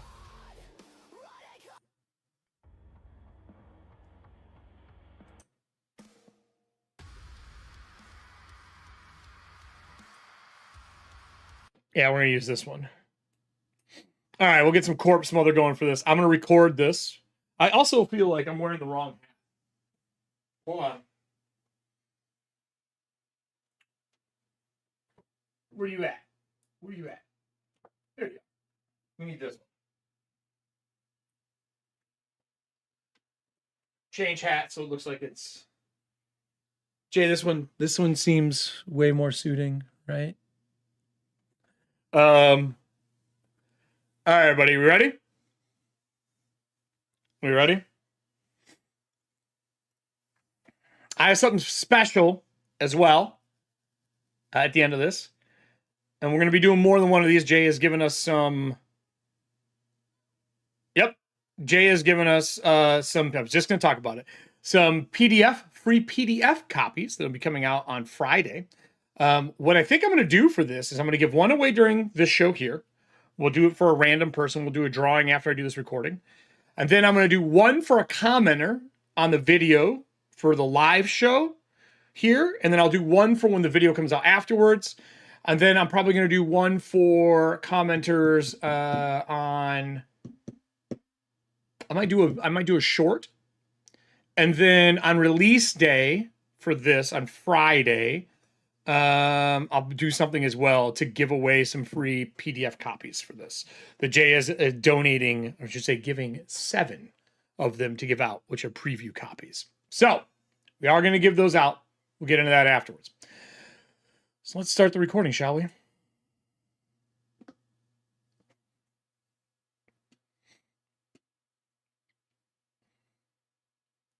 Okay, let this go.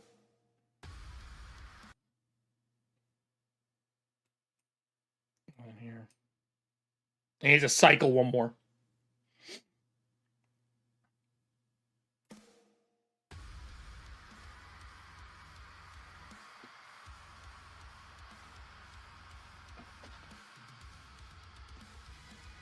Well, everybody, we have a really special first look today.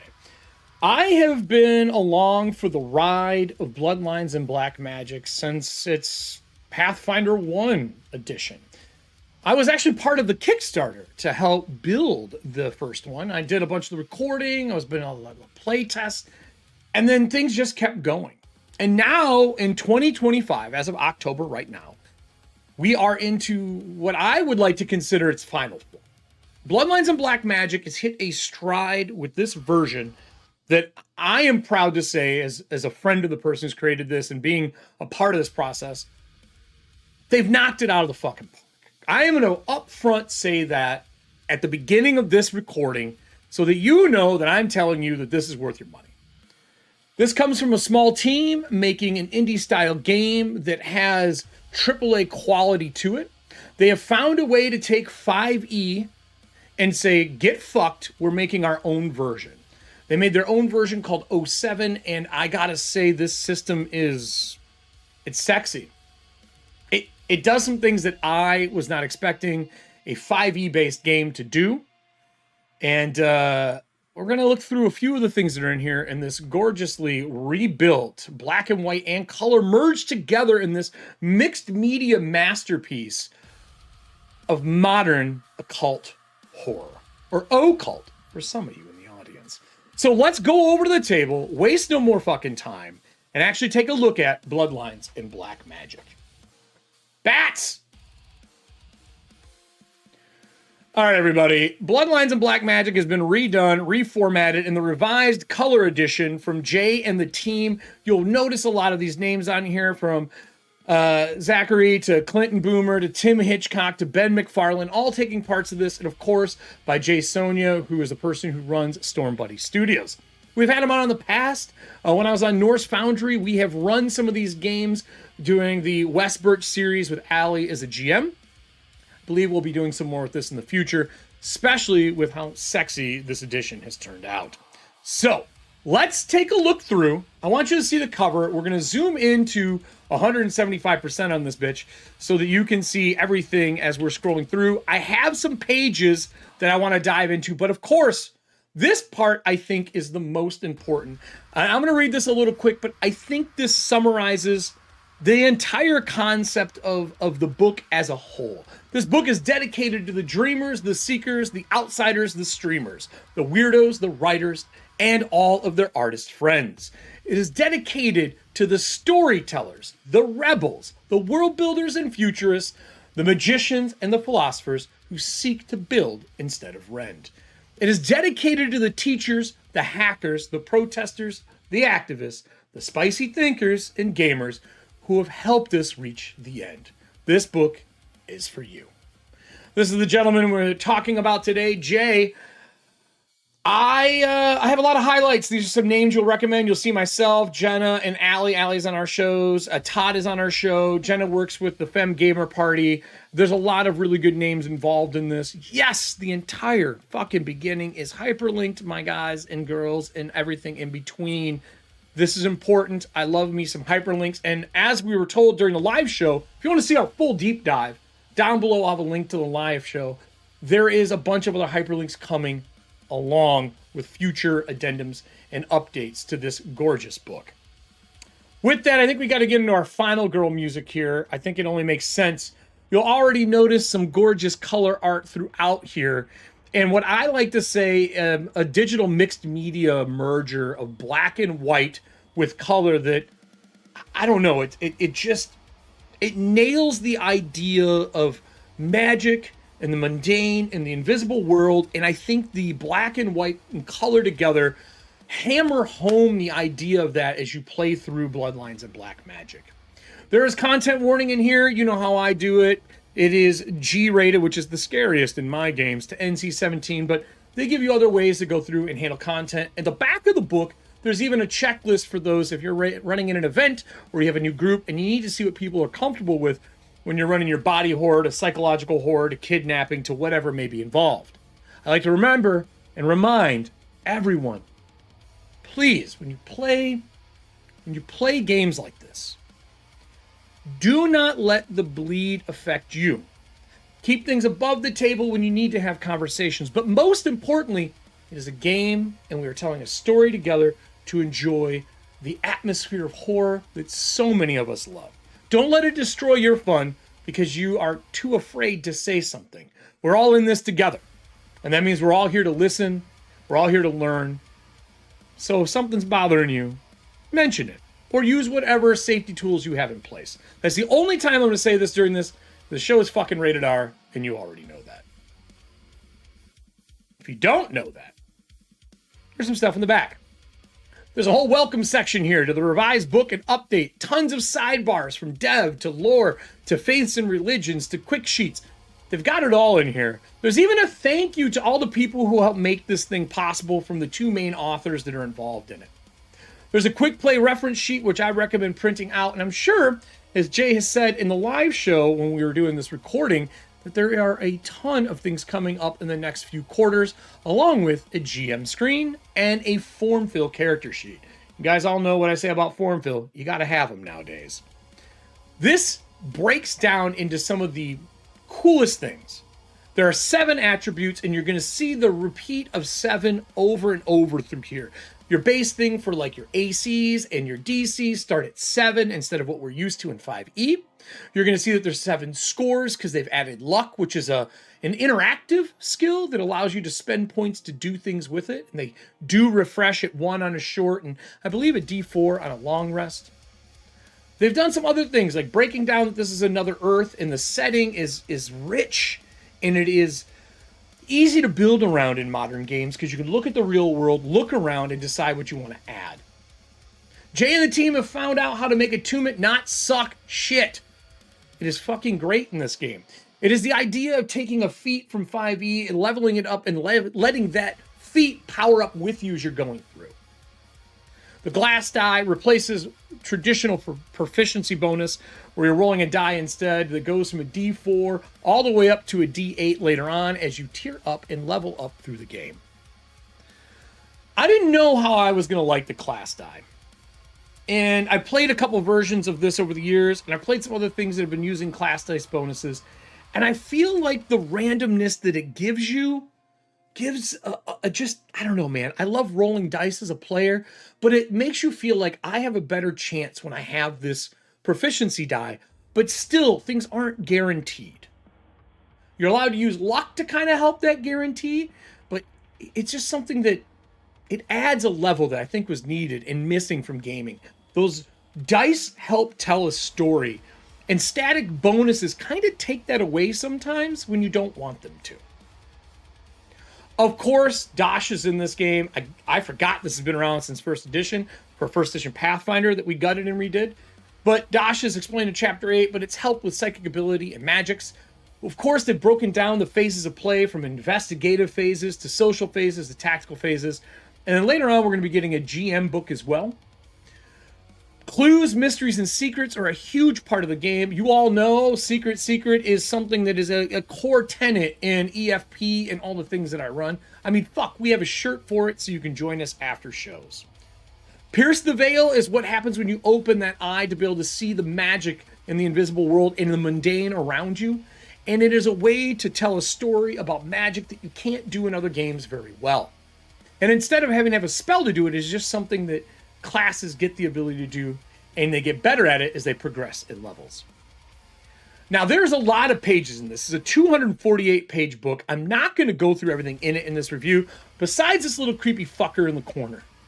You'll notice that there's a lot of creepy things in this game. It's modern horror, baby. You should be getting those creepy things.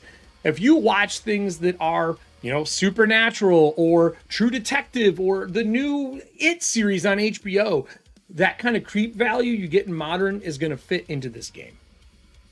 Character building is easy. They walk you through it, and you have a lot of choices to make it feel like it is important. Very important. First off, ability scores, 4 ways. There's 2 versions of point buy, 2 versions of dice pools. You'll notice that they're doing the 32-point build, or you can do a 21-point build. All of your base scores get a 7 in them, and you stack on top of that up to a max of 17. You can get up to 21 later on through sacrificing a feat to get stat bonuses. Heroic dice pool is rolling. And instead of the D6 style, you're doing 2d4 plus 7 for your heroic. Or noir, you're doing 2d6 plus 7. All the bonuses are over here. You'll notice that they kind of broke it down, made it easy. You know what it is. Again, I'm sure we'll see that on the GM screen. But there are core 7 things that make your characters big in this game. You generate your ability scores, your bloodline, which makes you special and ties you to a lineage, a house, just a thing that makes you the 1% in the world that understands magic. Then you're going to select your character class. There are 7 classes in this. And I'm not going to lie, they're all fucking dope. From the brawler to the occultist to the witch, there's so much in between. I really like the classes in this. I feel like the team at STORMBUNNY has made classes that feel different than what you see in normal modern games or just in fucking fantasy games. The Arcana, which is the idea of taking a tarot deck, upgrading that whole idea of a layout or spread, and using it as narrative and game mechanics within the Bloodlines and Black Magic system of 07. After that, you have attunements, and again, attunements are sexy in this. I can't believe I'm saying that. I have to eat my words about attunements being garbage. Put it all together, and you have a character. Now, there's a lot into this. A good chunk of this 248-page book is spells, because it's called Bloodlines and Black Magic, not Bloodlines and Teddy Bears. So there are a ton, and I mean a ton, of spells in this game, and they're all rewritten in a really special way. But when you have all this information, you need a good way to record it.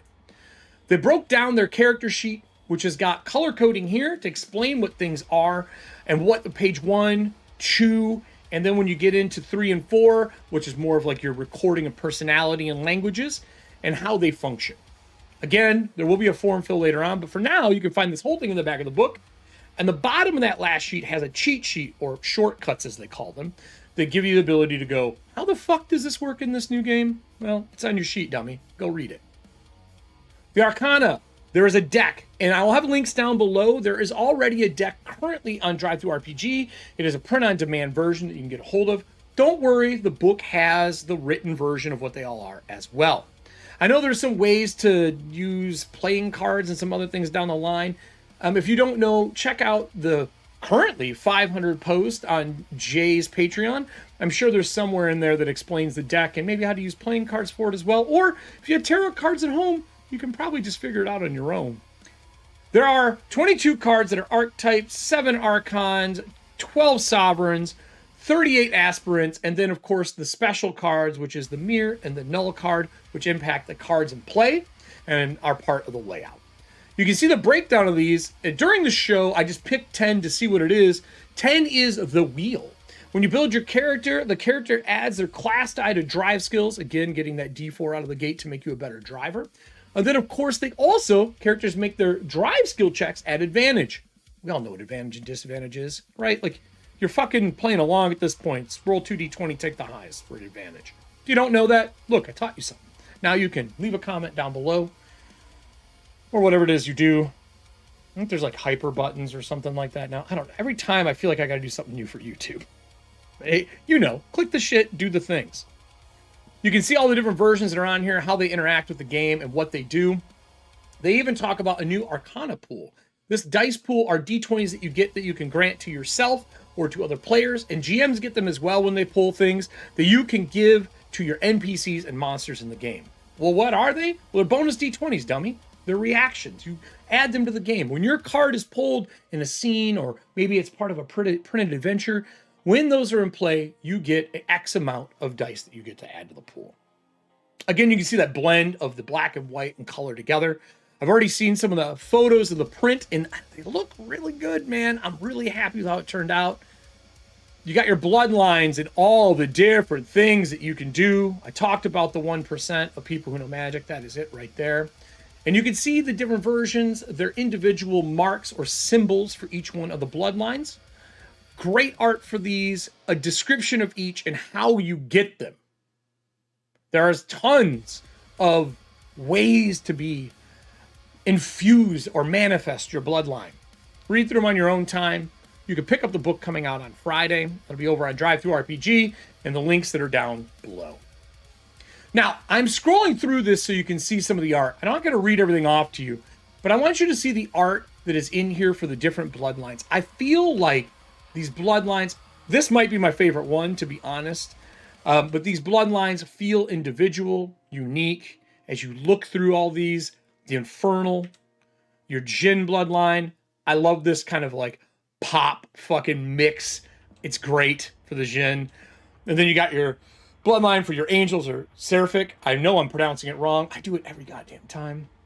I apologize to people who know how to pronounce it. You can fucking type it in chat and bitch at me. And then the Shadowed, or as I like to say, Cat Williams the Pimp in the Shadow bloodline. A little bit of Joker vibe here. And you get into the mix of technology and magic and how those things go together in the game. And then we get into our classes. Tell me this art piece, it doesn't just make you go, oh shit, this is going to be bad. Just saying, there are some titties there. Be careful where you look. Class advancement in the game is milestone based. They break down on how to do that. Brawler is our first one. I love the Brawler class. This is your fisticuff, or as Jay said earlier, the tank who dies in all your fucking horror movies. The Hunter is also in here. Again, a great class. But we're going to get into some of my favorite. The Occultist is super dope. I love the occult look and the feel of the class itself. They are really good with knowledge and learning spells and casting things and rituals. But it may not be my favorite class. To be honest with you, I love the Operative. I'm a big fan. They have an ability later on where you can tune and reach into space and pull items out, and you have guns stored somewhere, so your ass is always ready. But the Psychic is probably my favorite. I love the way that the team at Stormbunny Studios has made psionics feel good. There's even an ability later on in this where you can once per day explode your psychic ability and do damage to people. Why not? Why can't I blow up the psychic things that I make to do damage? You should be able to do that. Of course, the Spiritualist is going to be a favorite for a lot of people. This mixed media piece of like colored pencil, watercolor art with photo and black and white, it just sings to me. They're really good at spell casting, speaking to the dead, things that are incorporeal spirits, you know, your loved ones and so on. I want this to be a sticker. I want this to be a sticker of the lovely, creepy spirit of some form. I don't know why. I just love this art. But you can talk to spirits, and you can talk to the one that's kind of tied to you. You get parlor tricks that you can do. And all this, you're like, oh, it's a class. Oh, it's a witch. Great. I love witches. How does this stuff all become individual? Also, really good art here. This reminds me of some Final Fantasy Tactics. I know it's not, but that's what I think of when I see it. But Legacy and Lore is in here. There's a D100 table. We all know I love tables for random generation. But here's where things get kind of cool and spicy. When you're going through, they describe how it works, and these backgrounds matter. It gives you things like tactical training, watchful. Like, you get things. Are you a bloodline born? Are you a celebrity? Are you an artist? How is your background develop who you are? And unlike 5e, I feel like they have more mechanical a mechanical presence within the system. I don't like when backgrounds are just like, does what it does. I like the mechanical presence aspect. These are important to the game. I think these are important to building. And when you only have 7 levels to start, don't worry, there are more levels later on, but 7 to start. I really think that these things let you make an individual character. They give you options. All your ideals, your bonds. I can see these also coming out in individual adventures as those come out as well from Stormbunny for Bloodlines. But we're going to get into now the cool stuff. The thing I had to swallow my words on, which is attunement. Throughout the levels that you get attunement at different levels. You get to pick a couple of attunements out of the gate. You can get more as you play. But you can attune things like your bloodline, your skills. You fucking name it. And these attunements allow you to do some special things. You'll notice also that the DCs are on here. I do want to point them out. It's a bigger spread. But attunement, and specifically, I'm going to look at the one we looked at during the live show. I looked at athletics and what you can do when you're trained in athletics and what it gives you. But over here on the right-hand side where I have it starred, you can see that attuned at 2nd level gives you the benefit for those who attune. Athletics can add their strength or constitution modifier to intimidating people because you're strong. You're that person that's intimidating through presence. At 4th level, you're aligned with that attunement, and this allows you to double their strength score when they make an athletic skill to push a foe. And then after that, a bound at 6th level. Remember, only 7 really to start in this beginning version. There are up to 21 levels. They talk about that in the book. But you get bound. And this does not have their movement when carrying any weight, provided they do not exceed their total carrying capacity. Additionally, they may pick up an ally as a bonus action. So when someone goes down, you're running, you can snag them and fire them and carry them out of harm's way.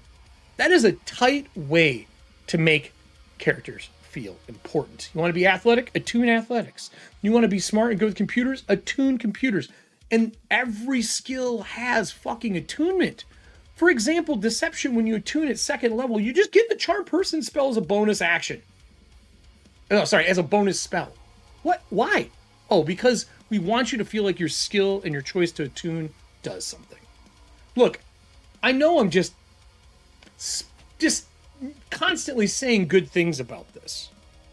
But like, I need to have some clarity. When the first versions came out, I felt like it was crunchy, sloppy. I could see the love through everything that was there. But this new version is succinct, to the point, and lets you make what you want to make for a modern horror game. I have a couple pages written down over here. We kind of talked about how the skills work. I also think we should probably talk about feats really quick and what they do. The feats in this game are pretty dope. And just like normal in a 5e game, 4 and 7, you can take a feat or take stat bonuses. Like I said before, you can get up to 21. But these feats are amazing. There are things like a beautiful mind, or a keen eye, or athletic. And then, of course, learning from Pathfinder 1, they made a table. Yeah, that's right. It's easy to look at the feats available in the game.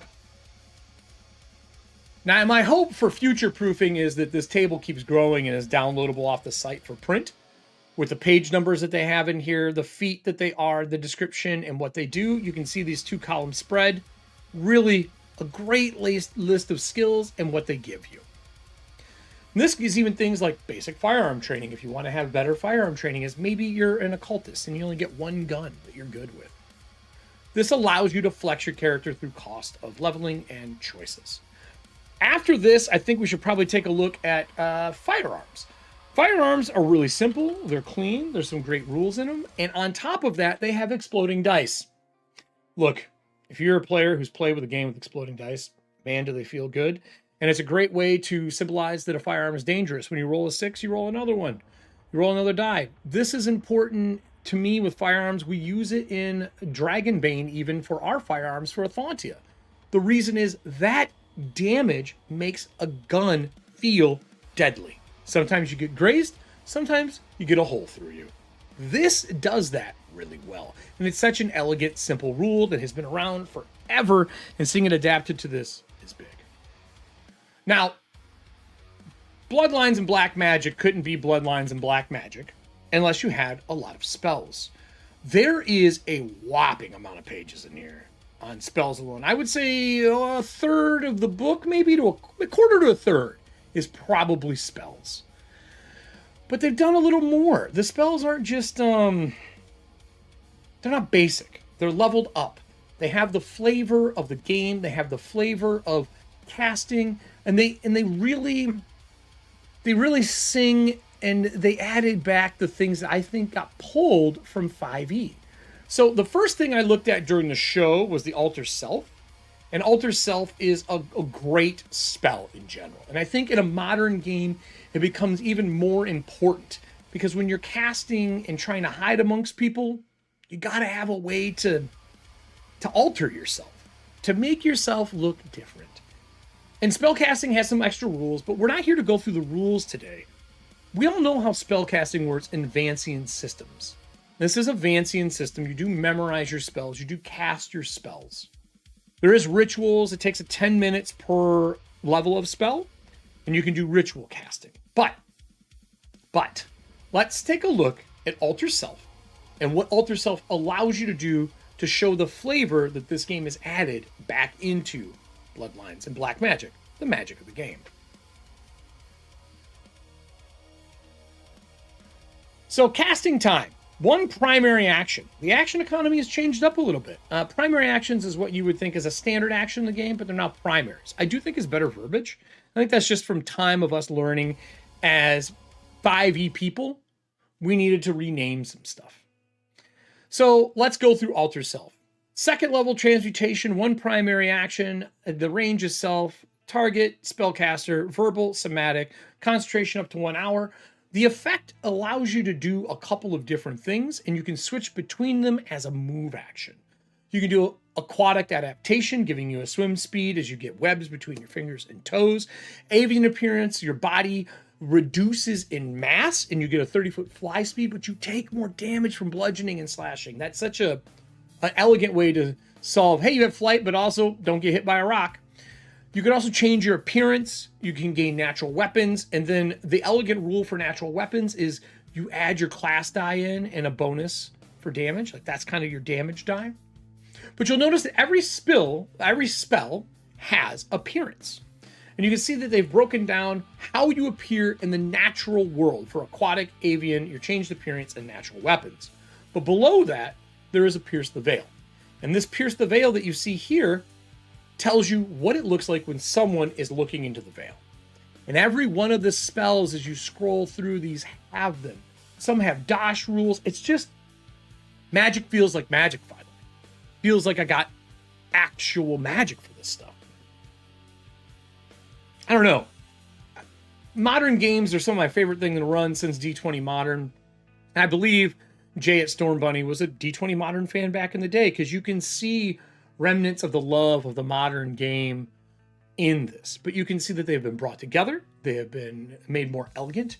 That the classes have that Pathfinder feel, but they are unified in this new 07 style.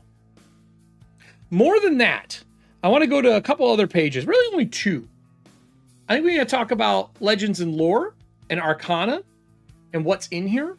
The following pages present players and game masters with a broad look at the unique lore. Look, they gave you a lore section in the game so you can learn what this is about. And honestly, I've seen some of the adventures, and I know there's a ton of lore in those as well. This before was, I think, like a 400 and something page book that they've pared down so that the GM and the players can get started right away. And then you're going to get a good GM guide later on down the line. But look at the different domains, the invisible world. They explain what everything is for you. And again, down below, Jay has got his Patreon posts. There's 500 now, and you're going to be able to find a lot of extra stuff in there as well for running the game. I know he answers a lot of questions over in his Discord as well. When we get towards the end of this book, there is a couple of cool things. We have a player section here for the horror elements to make sure that you're safe and that you're doing what you should be doing. And checking those off, especially for new players. We have what I think is the creepiest art in all of this. Look through the veil and find the creepy beyond. The folds of the veil look like a flower, a heart, something sexual. Who knows? It is evocative. This book has it all. And I want to summarize like my closing statement on this thing. If you want a game that is D20 modern and you want it to have its own flavor and elegance, this is the game. I would play this over Everyday Heroes right now for any form of occult or arcana-based modern setting, and I just read it. I haven't even played this new version, not this final one. I also think that, I know it's going to piss off some fans, but I feel like this version of the game, the mechanics of the invisible world and the mundane play better than Invisible Sun. That's right. The huge Monty Cook boutique piece that is the gigantic black fucking box that nobody is playing. I can't get anyone to play the game. I have played 12 sessions of it. It was really difficult. Really difficult to run. It takes a group of GMs to play it. While it is a beautiful piece, I think that this is a better example of how to play Magic in a modern world or in the Invisible Sun. And as you get into higher levels, they have more stuff planned when you hit that 8 up and when you hit into those mythic and legendary tiers. If Stormbunny Studios can continue to pump out this quality for their other books that are coming out in a faster manner, now that they've got a trade dress and they know what they're doing, I think we got a cult on their hands. We have a classic here. And if any of the stuff we talked about back in the day for running organized play or how Bloodlines of Black Magic should be presented to people, if that stuff comes to fruition, I think this might be my modern arcane game. I didn't know I was going to say that until I looked at it over the weekend. This is a wonderful piece put together by Stormbunny's team. I think that on Friday when this releases, you should pick yourself up a PDF copy. If pre-orders are out, pre-order yourself one of the physical copies. And Jay was kind enough to give us some preview copies to give away. So right now, if you are watching this video, down below, I'm going to pick a random comment that is down there that I like.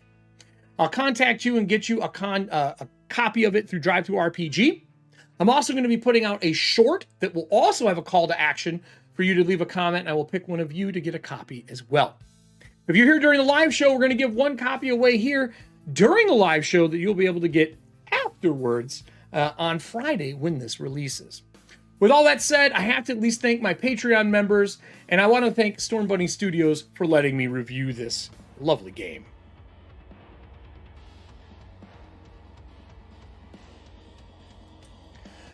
Everybody, these are the Patreon members that make things possible. We just talked about Jay hitting their 500. I have been pumping my Patreon as much as possible. These lovely humans let me record and make all the stuff that I'm doing today, the breachers that I make, the new hoodies that were on the show earlier today.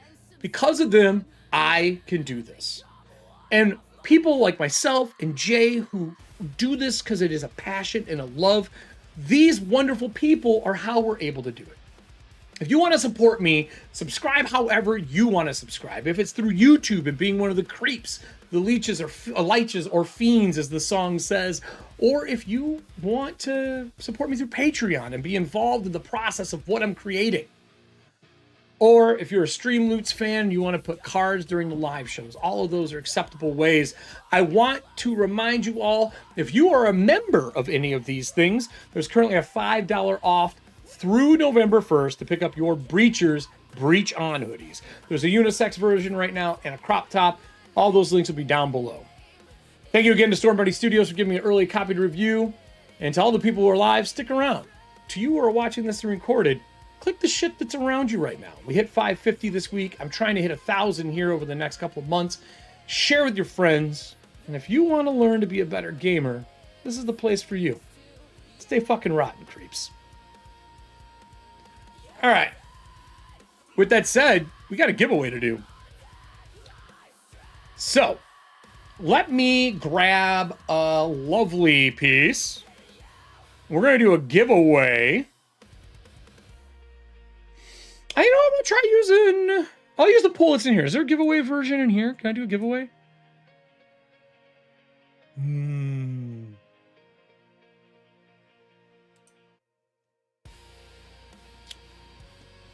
I will do it through Stream Elements. Hold on, everybody. We're going to do a giveaway through Stream Elements. I got it pulled up over here, I will get you a review copy. Let's see here.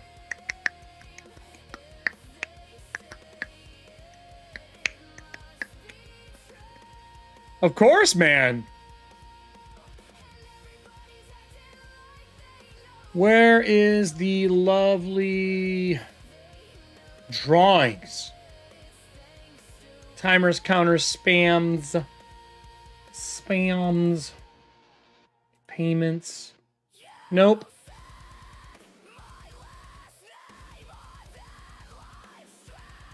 Other. Here we go. They changed how drawings work on Streamloops. They used to be really easy, and now they're kind of a pain in the ass to do. I'm about to find a better way.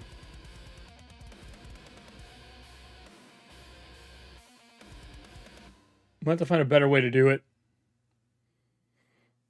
So you used to be able to just hit a button and start it, and it was golden grams. And now they want me to do like 1,000 hoops to set up a draw.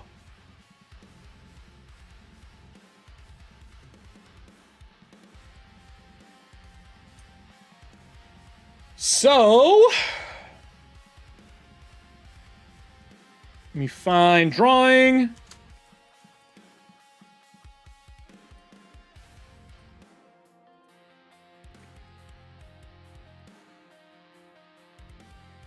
Commands. Docs. Edit counter. Bot file nuke. I'm not going to do it. I want to make sure I do this right. I'm just going to do the wheel. That's what we're doing here, boys and girls. We're just going to do the wheel. So I'm going to pull everybody who's in chat right now. I'll take Jay's name out. Let me go over to our work page.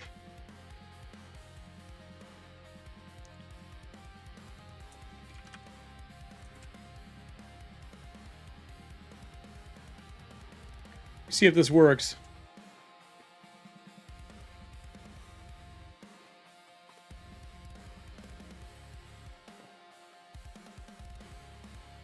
Oh, yeah. I have the wheel of names. That's what I'm pulling up right now.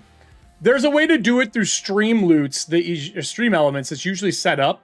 But for some reason, the module isn't in here for raffles anymore. I think they took it away. But yeah, I mean, I use the wheel of names all the time. So we're just going to do the wheel. I have one set up already.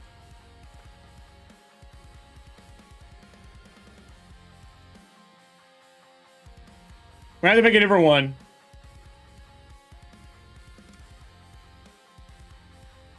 I'm going to make a different one. Let me use a new wheel. Let me get rid of this. Cool. Treasury. We don't want to use treasury. We want to keep the treasury for other things. We're going to save this one. We're going to save the treasury. We're going to select all these and delete them. All right. Let's pull this on screen. Whoop. And then I'm going to go into the chat log, and I'm going to grab everybody who's in here, and I'm going to delete Jay's name out, because I don't think Jay wants a prize of his own shit, right?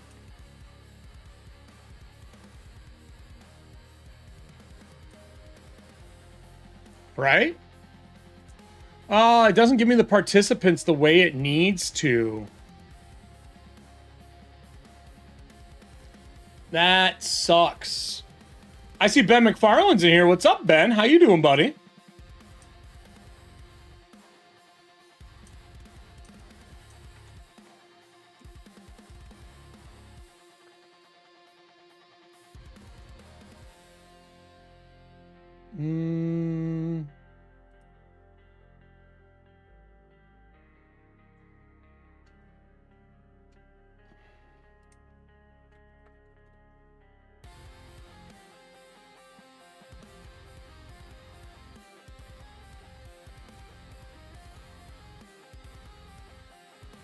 Doing good.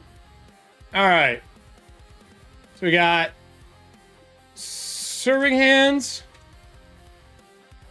Michael.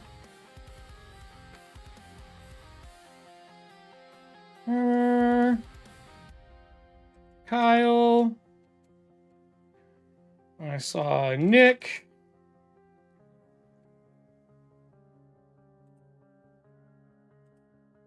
I saw Allie.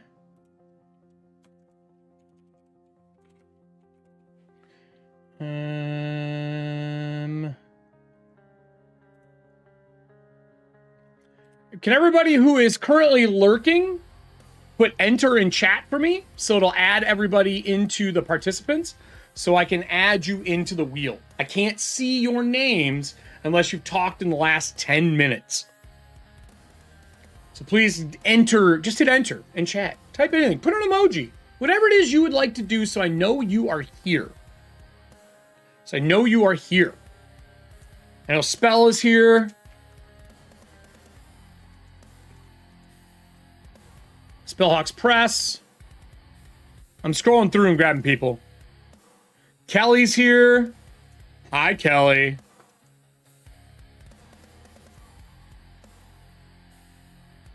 I have serving in there already. I saw Nessie earlier. I don't know if Todd was here. I'm scrolling through the chat. I'm making sure I'm not missing anybody who's commented earlier. Nick is in here. Michael's here. Allie is in here. Oh, hi. I didn't know you were here still. Okay, cool. Someone typed something or did an action. It popped somebody else up. And you're walking. Gotcha. Participants done. Nessie was here. Who else was it? Micah. Saw that name pop up again. Thank you.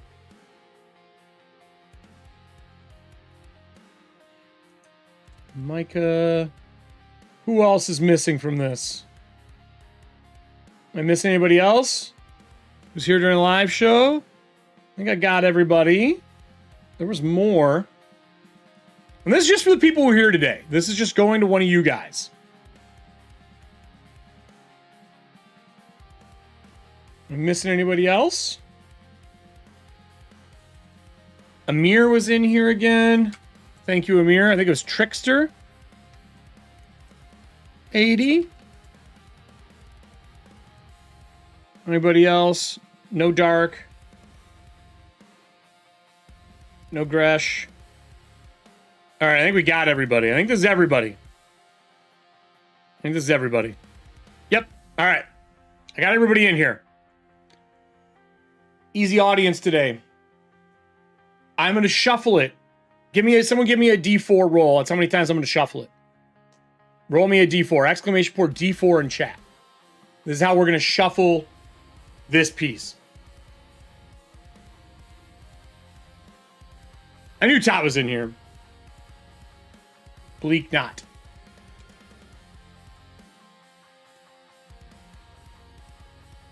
Someone give me a D4.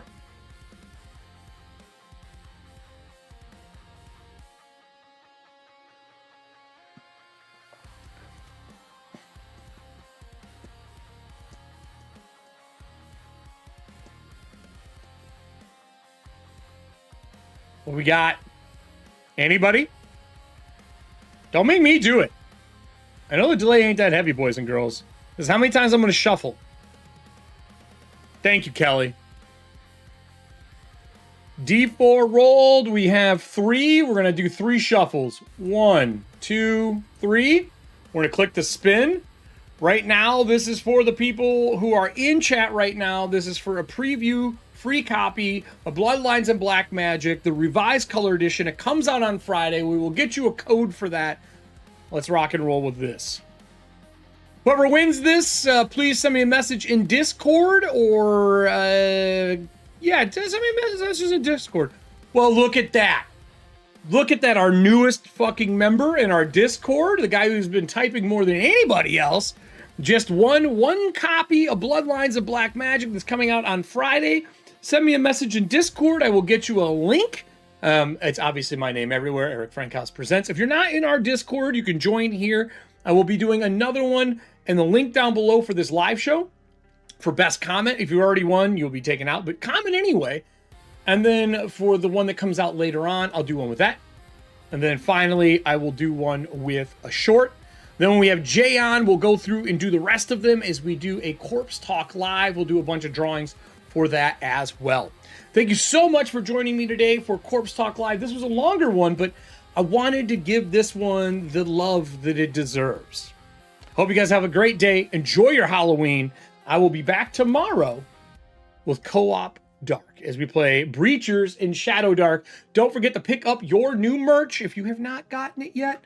That shit is live. There is the Breachers Unisex and the Breachers Crop hoodie. Those are both up right now. I'm super excited with them. They turned out great. The crop is actually super dope.